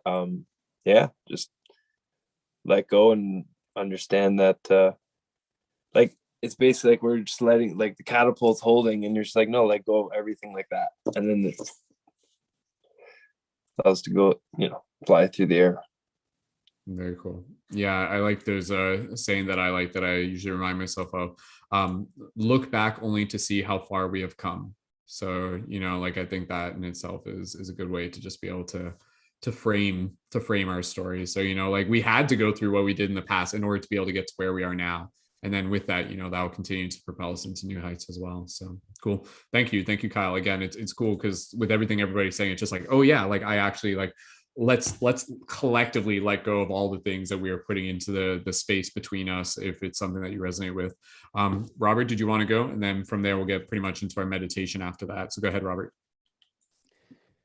Yeah, as you were saying, not moving forward with that brute force. And it's funny that the name brute force reminds me of one of the very, very first video games that I played on Xbox, which kind of symbolically tells me to, you know, keep going with the healing journey. And ultimately, I keep seeing my healing journey bring me more backwards in time, more to my innocence, back to my heart, back to where less and less that I was worried about, and being able to really just let go and find the beauty in which I have within myself and which I've already manifested within my life, rather than brutally trying to like overlook everything that I already have, and just continually try to find the beauty that is already right in front of me, rather than looking for it somewhere else every other day. Beautiful. Well said. Yeah, again, with what everybody is saying here, it's really, again, I hope for those of you tuned in right now, I hope you can kind of like see this kind of collective vision that we're creating here. And yeah, again, you know, just kind of like this, I already talked about, but this gentleness, and with this gentleness and this ability to be able to align more with kind of like the gift of the present, we can really just be able to see that, you know, like so much of the love that we're seeking, it's like, it's here, it's in this moment. I've said this once before and I'll say it again, you know, like right now, you are loved by the universe no more or no less than any other point in your life as you are right now. And what I mean by that is that there's like this abundance of love, like from this cosmic place within your heart, from like this like God-like energy, whatever you want to call it, this source-like energy that is literally like, you know, just like emanating down into us and within us each and every single moment. So when we're gentle, when we're more present, we can really be able to see that. So, you know, within the process of the solstice, it's a great time to really just be able to kind of like to fall in love with the stillness, and then with the stillness to actually be able to kind of like hear the things that we didn't hear, to see the things that we didn't see, to feel the things that we haven't felt. So there's so much busyness in the world right now, but again, you know, like what happens when we really just create this space for us to just kind of like relax, chill out, go inside. And again, with that, you know, we really get to be able to explore what igniting our inner light means to us through the process of just being able to connect with it on a personal level. So I thank each and every single one of you for again being here today. Kristen, go ahead, add in whatever else you want to add in, then we'll get close to our meditation. If there's anybody else that wanted to add in anything else real quick, that's fine. We can still do that. Go for it, Kristen. I also want to release the need to hold back my authentic self and to be anything but my authentic self. That's it. Very good, very good. Actually, yeah, there's one more thing I was going to share, because I had already kind of like thought about this earlier. And I feel like I may even make like a TikTok video about this or anything. This is actually really, really important within the process of like shadow and solstice themes and everything like that. For me, it was going to kind of be, and I'm not wording this to the best of my ability, but this is a general idea. It's letting go this idea of pretending that I'm not, or not even pretending, like suppressing this idea that I'm like angry and frustrated. And there's like a level of rage that is inside of me. In fact, I honor that. And what I mean by that is, you know, like I am angry about things that are happening in the world right now. I am rageful about things that are taking place. But this is the important thing in terms of where we look at this, because, you know, this is a very, very powerful message. the reason we are feeling those things, for any of us, the reason why we're like angry and frustrated and rage and sad, any of those emotions that we kind of like really like look at as sometimes being like heavy and negative, we're feeling those because we are alive. If you were not alive, you would not be feeling those. And unfortunately, if you look to some people, they've kind of like, their light has kind of dimmed, and they've actually shifted from being frustrated and angry to just being complacent, and to just being, you know, just like, oh, I guess this is just what it is. And they're like, they're done being angry, they're done being sad. And that's actually kind of like, you know, we see that, and I hold empathy in my heart for that, you know. So I think it's important for us to be able to acknowledge and to be able to send love to ourselves, where we can see if there is anger and rage and everything, to be able to acknowledge that that is a reflection of the fact that we are alive enough to be able to be conscious of the fact that there are these things that we don't necessarily agree with. Because again, you know, I've said this before, but anger and love and rage and all of those things, like they're literally just like love in disguise. The only reason you're angry about something is because you care about something deeply. So for each and every single one of us here, you know, within the darkness of your own solstice, it's okay to be able to acknowledge the fact that you may be carrying this anger and this frustration. We all are. But then within that, you know, it's also the journey of being able to consciously use that energy as, again, just another form of love, to be able to project us towards something that is positive, you know, something that is perhaps destroying old ways, but then also creating new ones as well. So you are alive right now, and that's a beautiful thing. The more angry you are at the world right now is only a reflection of the fact that your light is bright enough to be conscious of the fact that there are things to be angry about, so to speak. So does that make sense with you guys? Drop an 1111 in the chat. That was kind of like a little bit of a paradigm shift that I had a few days ago, where I'm like, oh, like that's actually really cool, because you can see that where some people, like, their light is kind of dimmed, like I said, where it's like they're not angry anymore. It's like, that's actually concerning. Like, if you're not angry, like, what's going on? But that's where, again, you know, we can kind of hold this bigger perspective to be able to, you know, just be responsible for how we carry this energy within ourselves, and to not just simply push it away and to shame ourselves by any means. So, you know, honor that inside you. I can totally relate. Right? Yeah, absolutely. Yeah. That's when I'm feeling like I have this raging anger, and it's all about pushing it down, pushing it aside. And I'm like, nope, just feel it. Yeah. Ride the wave. Yeah. And with like this topic right here, me and Lacey, we were kind of talking, like I was kind of feeling this, and I have to talk to Lacey about more of it, but kind of like holding a members event within our community to kind of like work with the energies of sacred anger and sacred rage, and to really talk about it, to really give ourselves a place to talk about this. So it would be kind of like, you know, I don't want to just call it shadow work, but it would just be kind of like honoring sacred rage, or whatever it is the case may be, because it's like, we need to do that. We need to be able to move these energies around. And I think that in itself is a big part of, again, just being able to kind of like move towards something beyond this moment alone. So yes, Candace. Sorry for interrupting. No worries. And the thing is too, I don't really talk about it and bring it up because there hasn't been a safe place, like especially in my existence. I have caregivers, right? And they take things personally, so I just naturally just stuff it down. So to be able to have a circle and just really freely get it out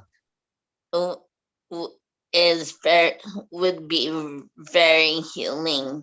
And like then once that goes, then you can like totally give yourself like living in light, you know? Absolutely. Yeah. And again, there's a lot for us to be able to explore there. And like I said, I definitely do want to create the space, because it's like, you know, with that, it's like we kind of move that energy, and with it we make space for kind of like this new energy, this vibrant energy. And so it can be the balance. Like don't completely let go of that sacred rage. Just learn how to hold it in such a way that actually becomes motivating for you. Oh, you know what? I'm so angry about how the world is like, things that are happening in the world right now, that it actually motivates me to be able to create a positive difference. That's the way I see it. You know, it's like this is my like F you to the government, is to like show up in a way where I'm like creating more art and creating more inspiring, healing, loving places for community to be able to come together and support each other. So I invite all of us to kind of like see that, to create this narrative where our anger and our frustration, our rage and our sadness actually motivates us. You know, it propels us even forward. So, you know, this is like the third period of the championship game, and we're in this together, and don't give up. There's still time on the clock. So let's keep working together as a team, and we'll push through to the last second, and we'll get that game-winning goal. I promise you. So shifters shift together, quack, quack, quack, ducks fly together. Anyways, all right. Let's get ready to move into a little bit of a meditation. Again, just on that topic. Sorry, Candace. I'm all for that. Absolutely, I'm happy to hear that.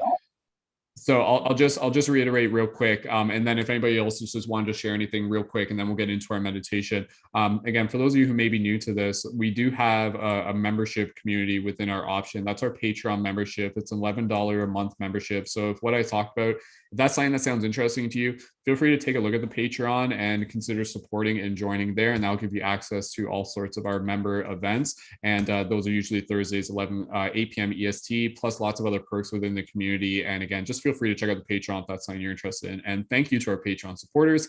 You guys help make these conscious community spaces possible for everyone. So thank you again, Patreon supporters. Last call, just kind of on before we get into our meditation, if there is anything. Kyle, yeah, go ahead, Kyle. Kyle gets the hockey metaphors, I know. So yeah. You were saying about the people who are who've been dimmed, right? And it sparks me because we're talking about a kind of ignition. If you guys ever, like when you guys meet in life, the older souls, I mean the older people who were ignited when they were younger and have lost their way because they've been dimmed, like us just being around those people ignites them again. And I've seen it multiple times in a lot of older friends I have. And like, they're like thankful because they're like, we're so alone for so long. So for seeing a lot of us ignite like this, and younger people, they see it when they see it, it gives them that fire again. Because I like, even my uncle, I saw him like lost it for a long time, but after we've had like deep conversations on the phone for like 4 hours, and it wakes them back up, and they get that life back in them. And you know, I think like part of our journey of like healing the people and is to turn back on those people who were here before us too. So like if you ever find them, like give that chance, talk to them, show them that light, and like kind of like pass the torch back to them to relight them. I think that's so important, because that's what came to me when you were talking about people getting dimmed, and that's so important. I love that. Beautiful analogy there. Thank you, Kyle. Yeah, no, there's so many of us to be able to learn from. So, you know, just be aware of those around you. Eloise, go ahead. It's again just kind of like closing thoughts, anything that you guys just feel is on your heart, short and sweet, and then we'll get into our meditation. Yeah, just on that, it's kind of funny because that's kind of like my parents and I's dynamic sometimes, where like and this kind of brings also the anger and like feeling the sacred anger into it too, where I will be like, I will just get mad about something and I'll just like vent to my mom sometimes, you know, and like sometimes she'll be like, you know, don't be like that when you're gonna talk to your boss or whatever. And I'm like, well, obviously not. I'm just like, you know, I need to get it out, you know, I need to move this energy somewhere. And but then at other times I do see them like light up, and I do see that animation in them again. And like I remember going to like one of the like anti like gun rallies or something with my parents a few years ago, and like being there with them after, you know, they used to do like the anti-war rallies and stuff in the 70s and 80s and stuff. And so it was like exciting being like on that same vibration with them. So I agree with Kyle in that sense, and agreed with I think that's a really great idea, Brendan, for that anger, sacred anger, and exploring that, and especially being in touch with like neurodiversity populations. Like that's a thing, because like people with ADHD like really feel their feelings, and like you just have to get it out. Like you have to do something with that energy, and like some like neurotypical people like don't understand all the time. And so I think that that's a great idea. So, and thank you for this space again. Thank you, Eloise. Yeah, I'm looking forward to that. So again, for those of you who are tuned in for this, if that kind of like sparks your interest, then we hope to see you there for that future event. And that event, I can tell you now, like that, if it's recorded, it will just be for members. It won't be a broadcast on YouTube, since that will be obviously a very like personal, private, and intentional space. So anybody else who just wanted to be able to share again, solstice themes, igniting our light, and then we'll get into closing meditation. Go ahead, Robert. I'll be coming to the sacred anger thing for sure. Perfect. Thank you, Candace. Robert, go ahead. Short and sweet. Yeah. I just want to say thank you for this space, and happy solstice. It's winter solstice, which reminds me of one of my favorite analogies about the Canadian geese, and how it refers to groups and communities. And the reason why geese have the ability to fly all the way south is because they utilize each other, and they fly in the flying V, and they draft off each other and ride in the wind. And that's a lot how communities are able to work. You can go a greater distance within a community rather than trying to go by yourself. So thank you for this space, and I'm excited for this meditation. Thank you, Robert. That's right. Again, it's kind of like that ancient African proverb some of you have heard: if you want to go fast, go alone. If you want to go far, go together. So thank goodness we got each other here, and yeah, let's go far. And I mean, we don't have to go fast, but we'll definitely be going whatever speed the river flows at, we'll be going in. So anyways, all right, anybody else, just whatever closing thoughts are on your heart, if you feel called. If not, I think we're just about ready to go into a meditation, so let's do that. So inviting everyone to just get nice and comfortable. What we're going to do here, we're going to go into maybe just like a 10 maybe 15-minute meditation. It's going to be a pretty short one. After that, we do have a little bit of music that we're going to play from our good friend Spaceship Earth, and it's actually an unreleased track. It's just like a 4-minute song.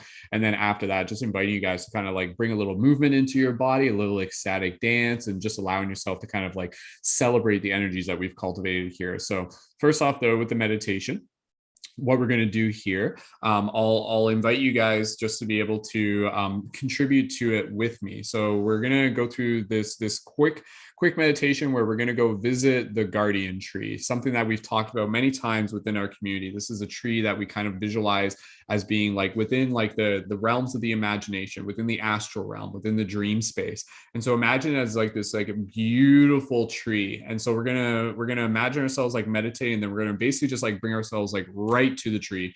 Not even going to go through any portals. We're just going to bring ourselves right to the tree. And then the theme that we're going to focus on here within the process of solstice is we're basically going to be kind of like putting our love in towards the tree and kind of lighting it up, kind of like a Christmas tree, lighting it up with this like crystalline structure, this energy and this aura kind of swirling through it. And then what I'm going to invite each person here to do, as much as you feel called to, and maybe it will be everybody here, and I encourage and invite you guys to share. Basically, what we're going to work with this metaphor of putting a present underneath the tree. And so I'll invite each person and be like, okay, like passing it to the next person, what present would you like to put under the tree? And you can say like, my present is for people to ... and you'll kind of get a feel for it as we go through it, but it'll be kind of like, what is your blessing for everyone who is across the world, for all the seekers who are tuned into this broadcast, whatever the case may be. So you can think about that now as we move through it. What present do you want to put under the tree? And then that present will be something we'll collectively receive, and then from there we'll just kind of like vibe out for a bit, and then we'll conclude the meditation. So if you guys are ready for that, go ahead, drop an 1111 in the chat. We're ready to do that, and then we'll be done the broadcast shortly after. So just checking in real quick. Kristen, do you want to be the person that I pass it to at some point? You're pretty familiar with these. Yeah, okay, so we'll get Kristen, and then from there, I'll basically, unless anybody wants to volunteer to be able to figure out a bit of an order, just go ahead and put your hand up if you're like feeling like you just want to like go after Kristen. And if you're not sure yet, I will. Okay, so we'll go Kristen, Candace, and then who wants to go after Candace, if we can figure that out? Michael, and then after that, I know, again, no pressure either way, Robert, and then maybe Kyle and maybe Eloise. All right, we'll figure it out as we go. So, okay, so with that said, let's get nice and comfortable for everybody here. And thank you again, everyone, so much for joining us. And again, happy solstice. So feel free to just get yourself nice and comfortable, and we're ready to go deep.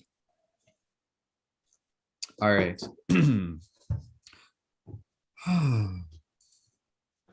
Let me just actually, you know what, don't worry about it. I'm not going to worry about meditation audio track in the background. It's okay, we don't need it right now. So just tune into the frequency of your own heart. That's fine. Okay. All right, we'll just embrace the quiet and the stillness for today's meditation. So for everybody here, quiet on the mics, I'll cue you to open them.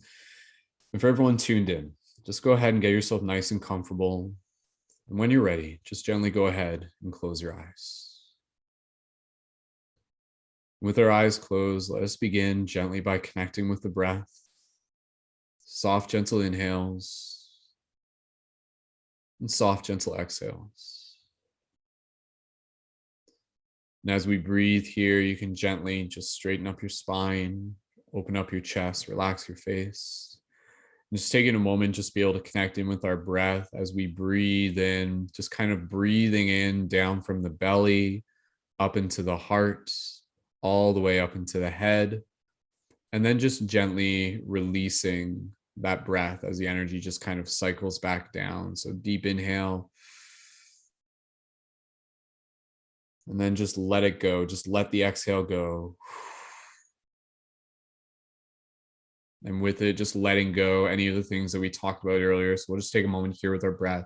Soft inhales, breathing up from the belly, up into the heart, up into the head, and then just gently release.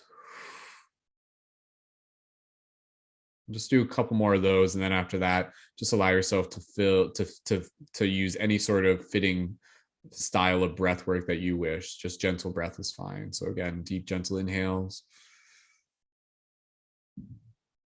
Nice soft exhales. So just finding a gentle rhythm that works for you. And then for everybody here, as we begin to turn our attention inwards, let us start by imagining ourselves all arriving in front of this beautiful tree, this guardian tree. And you can imagine yourself just kind of like arriving into this space. And you can see each and every single one of us arriving kind of in this big open field with this huge tree in the middle, this beautiful tree. And you can even imagine it being kind of themed like the seasons. You can imagine snow on the ground. You can imagine all of us kind of bundled up. Maybe there's snow gently fluttering in the air, the sky sparkling with stars, the snowflakes reflecting like crystals. And as we all continue to walk towards this beautiful tree, we just see this tree just sparkling with this amazing energy, the energy of Gaia itself, the energy of the earth, the energy of the mother, the energy of the father. And so as we allow ourselves to bring in this visualization into our heart and into our mind, just begin to visualize all of us just standing here in a circle, all the people tuned in, all the people listening afterwards. And you just see this beautiful circle of all these spiritual seekers, these light workers, light guardians, these shifters. And right now, everyone's just kind of like cozy and bundled up, not really worrying too much about being in our avatar forms necessarily, just being as we are, just honoring the ways in which we show up. And as we take a moment here, let us just allow ourselves to feel the presence of our ancestors, our guardians, our angels, any multidimensional beings, friends and families, any and all beings who share with us in this benevolent journey of helping assist and accelerate the shift in consciousness. So you can imagine this feeling and this sensation of this loving kindness of our ancestors and any and all multidimensional beings just supporting us in this space, joining us in this space, welcoming us into this space. And even if that means inviting in any sort of like spirit animals, any animals that you have on the spirit side, just seeing them here with us in this moment as you can even just imagine like some of the dogs are probably just like running around right now. They're just like doing their own thing. That's okay. It's just a beautiful festive vibe. And again, just kind of seeing this tree just light up with this love, like it's already like well lit up, and seeing this light on the tree as a reflection of the light we carry inside. And so at the base of the tree, you can already see that there's already assortments of presents, boxes and gifts and all sorts of just different containers that hold the intentions that we wish to put into them. And all the presents that we have here, they are gifts for us. They are gifts for all beings across the many corners and realms, and inviting you to be able to know that at any point beyond this meditation, you can arrive back to this space and maybe you'll open up a new present and there'll be a new message inside for you. And so in this moment here, I'll go first, and we can imagine all of us just standing in the circle as we just kind of take a moment to just acknowledge and share each other, just a gentle smile. And so in this moment, you can imagine me just kind of walking from the edge of the circle and walking towards the tree. And as I hold a present in my hand, and I'll just allow myself to connect with my breath as I share from my heart the present that I put under the tree for all of us. So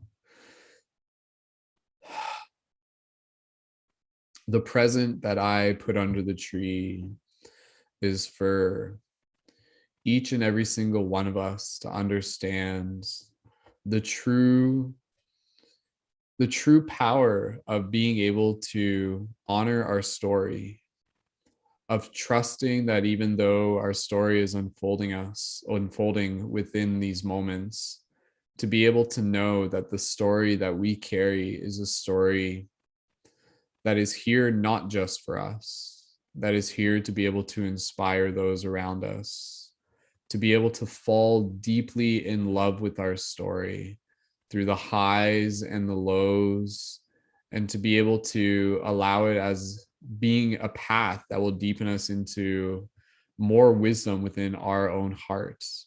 So my present is for all beings to be able to see the true gift of their story and the power it has for them to be able to share it into this world. So may all beings know the gifts and the value and the beauty of their story. And I see their stories and I thank them. So I'll make my way back to the circle edge, and from here we'll invite Kristen to be able to share a present under the tree. So Kristen, feel free to unmute your microphone and go ahead, Kristen, when you're ready.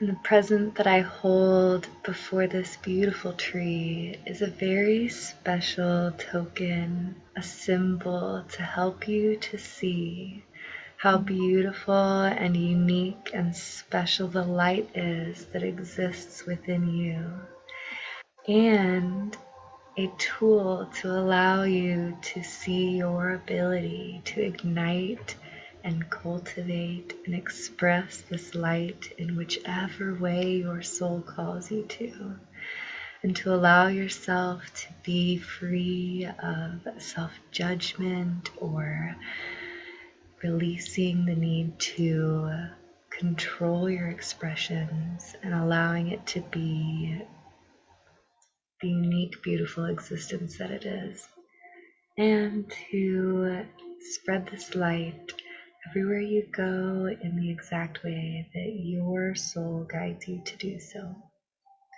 And I will place my present under the tree and pass the talking stick next.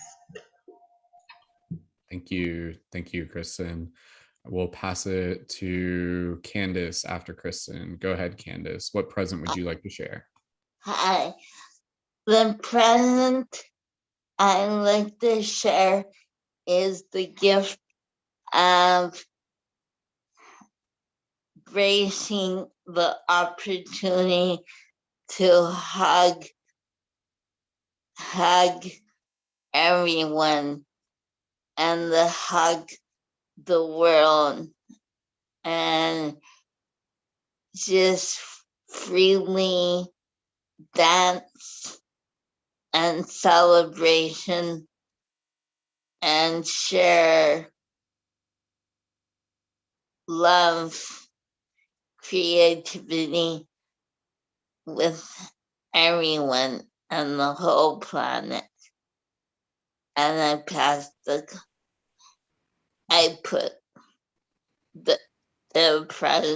this present under the tree. Thank you so much, Candace. And then from there, we'll pass it over to who wants to go. Michael, pass over to Michael next. Michael, when you're ready, what present would you like to share? So when I walk up to the tree, the present I would put under the tree is the gift of art. Art is a form of expression. It can be healing. It, simple thing as giving a gift of art will, help heal the world. So, and every person is an artist. Every person is valid. So as I put my gift under the tree, I step away from the tree and hand it over. Thank you, Michael. And then from there, we'll pass it over to Robert, Kyle, or Eloise. Whoever wants to go next, just go ahead and unmute yourself, and we'll pass it over to one of the others. So whoever's feeling called. Eloise, go next. Yeah. Thank you. I bring a gift of confidence to everyone to drop the mask that we hide behind so that we can shine our true light into the world. And I place the gift under the tree and pass the talking stick to Kyle or whoever. Perfect. Thank you, Eloise. Kyle, go for it if you're ready. My gift to everybody would be spiritual rocket fuel. A little canister wrapped up, and I bring it to the tree, put it under there, and I thank everybody for everything else they've gifted. I like that. Thank you, Kyle. And Robert, if you would like to go, feel free. I place the gift of awareness, the awareness of being able to strengthen our core, to stay aware that when we strengthen our core, that is when we are able to shine brighter and further, bring the awareness to be able to master the things that we have already manifested in our lives, rather than collecting more books and studying more subjects. Master and read those books, master the subjects that we have already begun to study, and master ourselves so that we can shine further and farther. I place this gift under the tree. Thank you, Robert. Thank you, everyone. And I'll just add one very small gift under the tree as I walk up to it, and I place down a basket full of pine cones. And these are very special, kind of like goldeny pine cones. And I invite each person here to take a pine cone with them before this ceremony concludes, and to carry it as a symbol of their own connection to their own divinity, to their own inner light, to the expansion of their consciousness, and as a promise to the journey that they are on. And so for each of you here, I invite you to all walk up to the tree now, as you all go forth and grab a little pine cone. And as we all just take a pine cone that feels right for us and we hold it to our heart, I want each of us here within our own silence to be able to listen to a promise that we wish to be able to make for ourselves. This can be a promise between you and the energy of the Mother Goddess, between you and the universe. And so hold this pine cone within your heart, and beyond this meditation, I invite you to even go out and to see if you can find a pine cone, and then to recreate this ceremony physically for yourself. So everybody here, as we get ready to conclude this meditation, hold your pine cone close to your heart as you maybe even just gaze up at the tree and just listen within your own heart. What promise do you make to yourself in this moment, big or small? Just go ahead and listen. When we're not even going to necessarily share it, just listen within your own heart. Go ahead and take a moment here.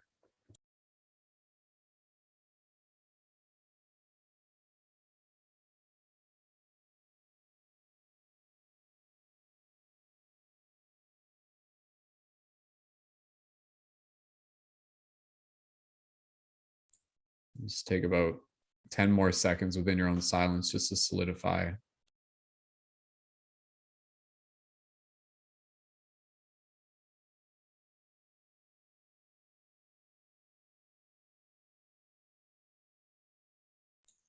And so as you hold this pine cone, hold it to your heart, and maybe just gently, if you wish, just gently kind of like bring it up to your lips. As you meant, gently just kind of like kiss it. You can even just like physically just imagine you're just kind of like holding it.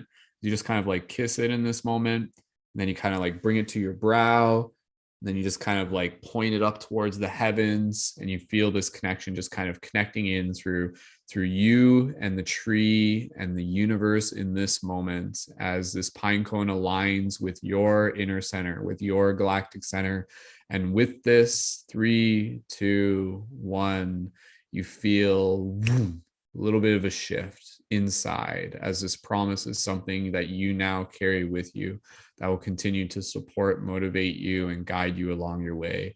May this promise that you hold, may it be something that you continue to be aware of, even if you think of it just once a day. May it come into your consciousness to support and to help guide you along your way. So with that said, as we take this pine cone, you can put it in your back pocket, and again, keep an eye open for it for when you find one in real life, if you happen to have pine cones in your area. And maybe if it's not a pine cone, find something else that can replicate the symbol to you. And so as we just gather here around the tree, let us just take a moment to just kind of like bathe in this place of love, as we just take in this silence together. And we'll just be here as we just continue to just kind of like focus on sending love into the tree and just rippling out into the hearts of all beings here on this planet. May they all continue to awaken their inner consciousness, to ignite their inner light, and to find their home within their heart. So just continue to meditate here, just within about maybe like literally just a minute, but just silence. Let's just embrace the silence and just kind of like feel, and just kind of even in your mind's eye, just kind of like feeling the magic of this space as the snow just gently falls around us. So be here in this moment. Go ahead.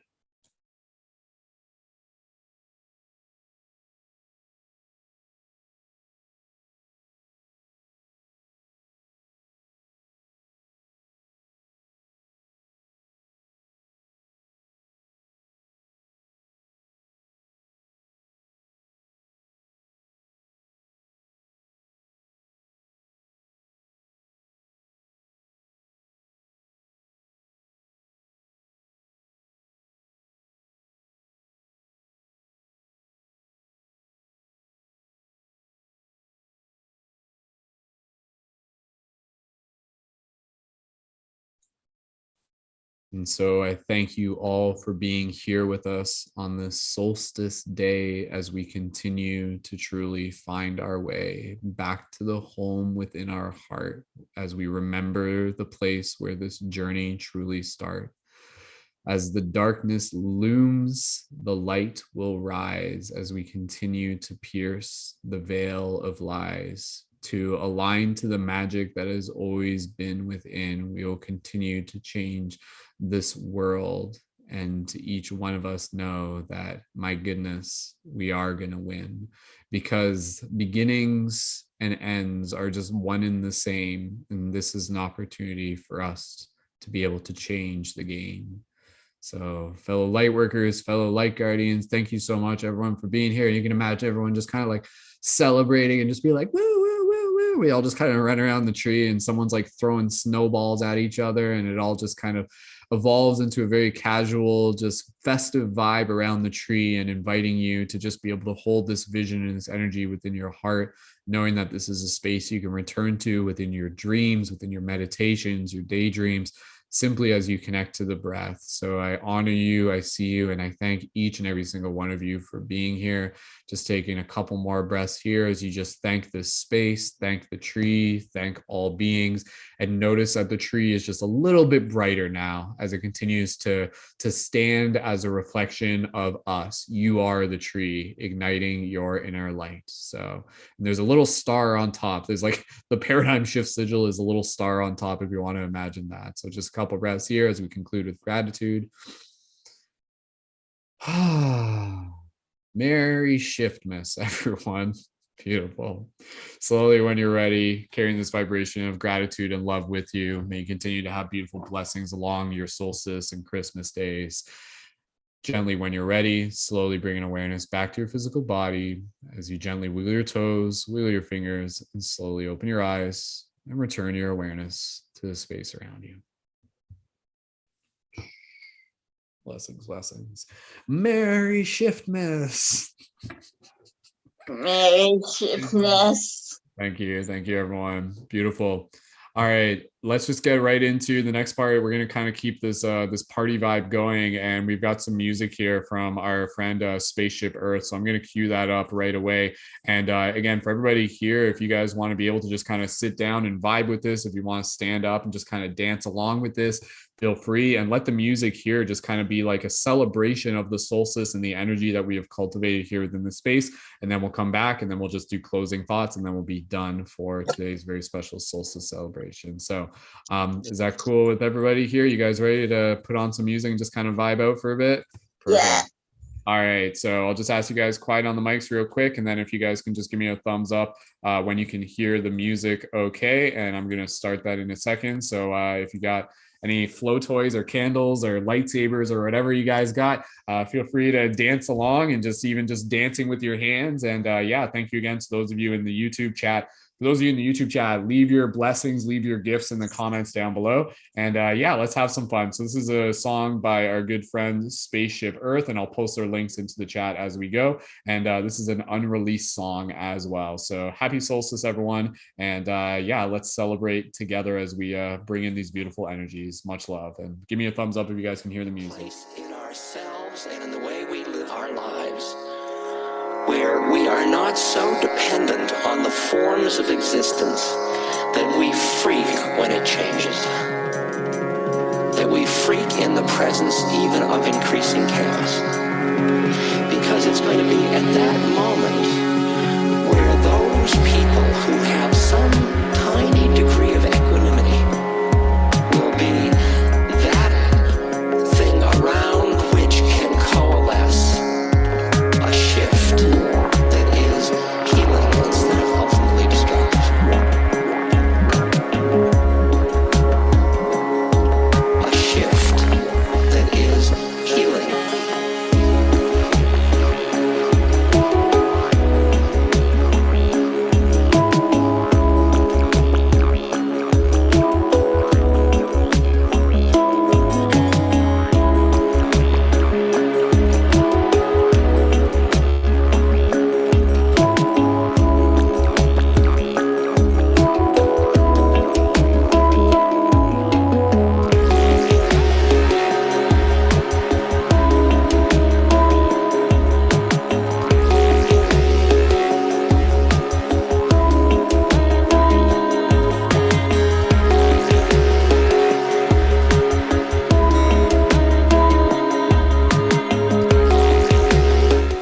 we're still at the tree. Imagine we're all at the tree right now.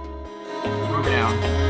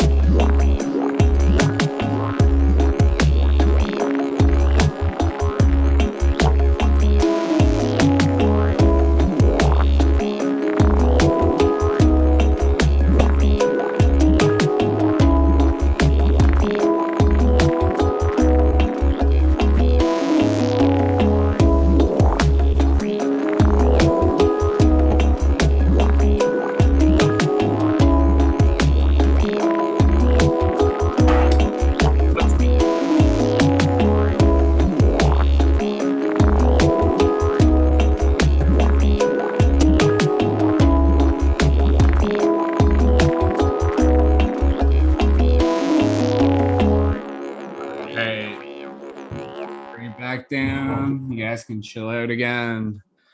Beautiful. Awesome. Happy solstice, everyone. Yeah. That was so much fun. Bye. That was awesome. Thank you. Thank you. Thank you so much, everyone. We're just moving into the concluding moments of our very special solstice celebration broadcast. For those of you who have been tuned in on YouTube, on either the Portal to Ascension YouTube channel or on the Paradigm Shift Central YouTube channel, thank you guys so much for joining us live or in the future. Again, just quick house notes before we go around one more time. If you guys are looking to connect further with our super awesome community of conscious creators and spiritual seekers, a couple ways to be able to do that. You're welcome to join our Discord server, where you can at least get your foot in the door and keep an eye on upcoming events from our fellow conscious creators and their content and services. And you can also check out our Patreon. And again, the Patreon, it's an $11 monthly membership. And with that, you also get access to ongoing special events that we do within the community, some of which we mentioned in today's broadcast. And yeah, lots of awesome stuff there to check out.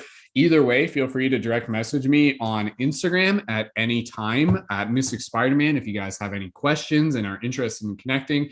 And yeah, we got lots of other awesome community events coming up as well. And yeah, super excited to be able to connect with more people who maybe tune into this broadcast the first time. So again, for those of you who may be pretty new to this, for those of you who are looking to connect with me and then through me, you guys are welcome to connect with everything else.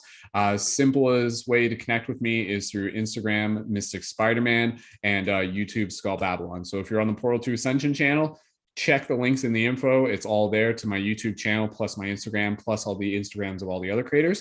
And if you are looking to be able to order any of the special Light Guardian crystals, those are also available through my item shop. And if you DM me on Instagram after watching this broadcast, I'd be more than happy to be able to send you guys a special discount code for that. So Thank you again, everyone. Happy solstice. Let's go around one more time with some closing gratitude. And yeah, shout out to Spaceship Earth, who had the music featured for today's very special event. So closing gratitude one more time, and then we'll be officially done for today. Kristen, go ahead. So much gratitude, Brendan. Thank you for this beautiful space. My heart is filled with so much love and joy and cultivated expression. So thank you dearly. And thank you everyone who participated and shared in the comments or shared your expressions here in the Zoom. It's always really amazing to be able to come together. And although we have done many beautiful podcasts, they are always very special and unique, and this one has been an absolute blessing. So thank you, Brendan, and also really grateful for Spaceship Earth and their music. It's always very activating. So thank you for sharing everything, and for everyone here, gratitude for you, and just keep shining your light and cultivating in the ways that you do. Thank you. I just want to send my gratitude, saying love everyone and love coming and sharing and with like these events. They're awesome. Thank you, Brandon.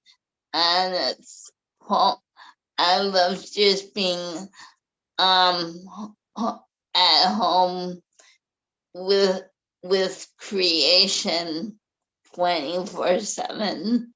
Thank you.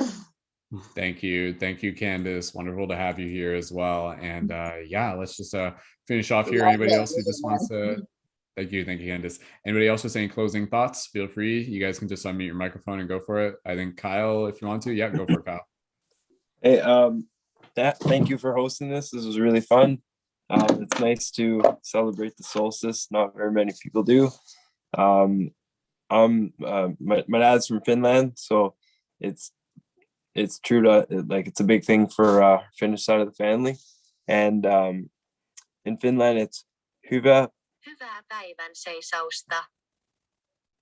Hyvää päivän oh, hold on, I don't want to butcher that. Hyvää päivän seisausta. Hyvää päivän seisausta. And that's happy solstice in Finnish. You can find me at Inland Temple on Instagram and TikTok. Thank you again. This was really fun. Thank you, Kyle. Lovely to have everyone here. Cool. All right. Anybody else who just want to be able to share any closing gratitude real quick, feel free. And Michael, Johnny, if you guys want to share anything, you guys are welcome to unmute your microphones. And go ahead, Johnny. Yeah, thank you so much. Forever grateful for these spaces, always keeping the flame lit for those who are trying to ignite theirs and keeping the momentum going fluently. Thank you so much. Thank you, Robert.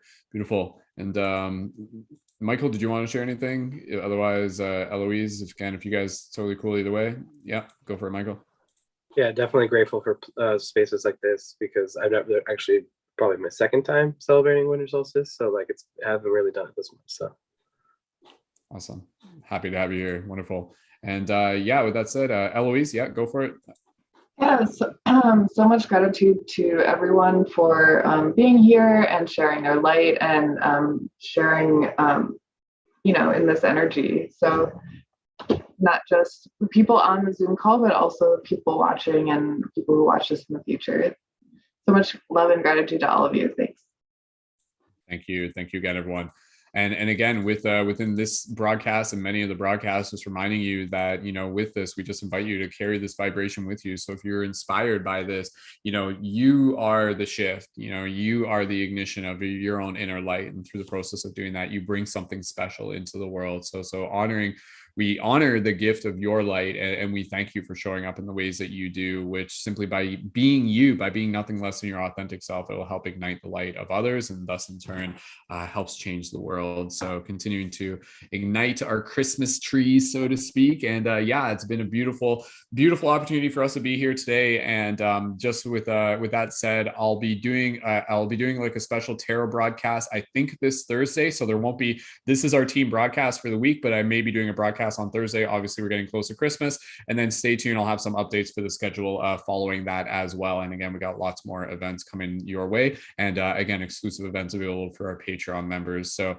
that said, we are concluding this broadcast. Thank you again, everyone, so much. All the links that you need for the community, for the Patreon, for the Discord, and for the creators featured on air are in the info for this video on YouTube. And if you're not already, you can follow us on Spotify at Paradigm Shift Radio. You can find tons of past episodes there to go back and enjoy for your own inspirational journeys to support you along the way. So thank you again, everyone. The music. Oh yes, and the music was great. And thank you again to Spaceship Earth. So cool. All right, let's conclude it off, and we'll say good night for everyone here. So for everyone here, thank you again, and let's make some noise and send some love to all the people tuned in. Happy solstice, everyone.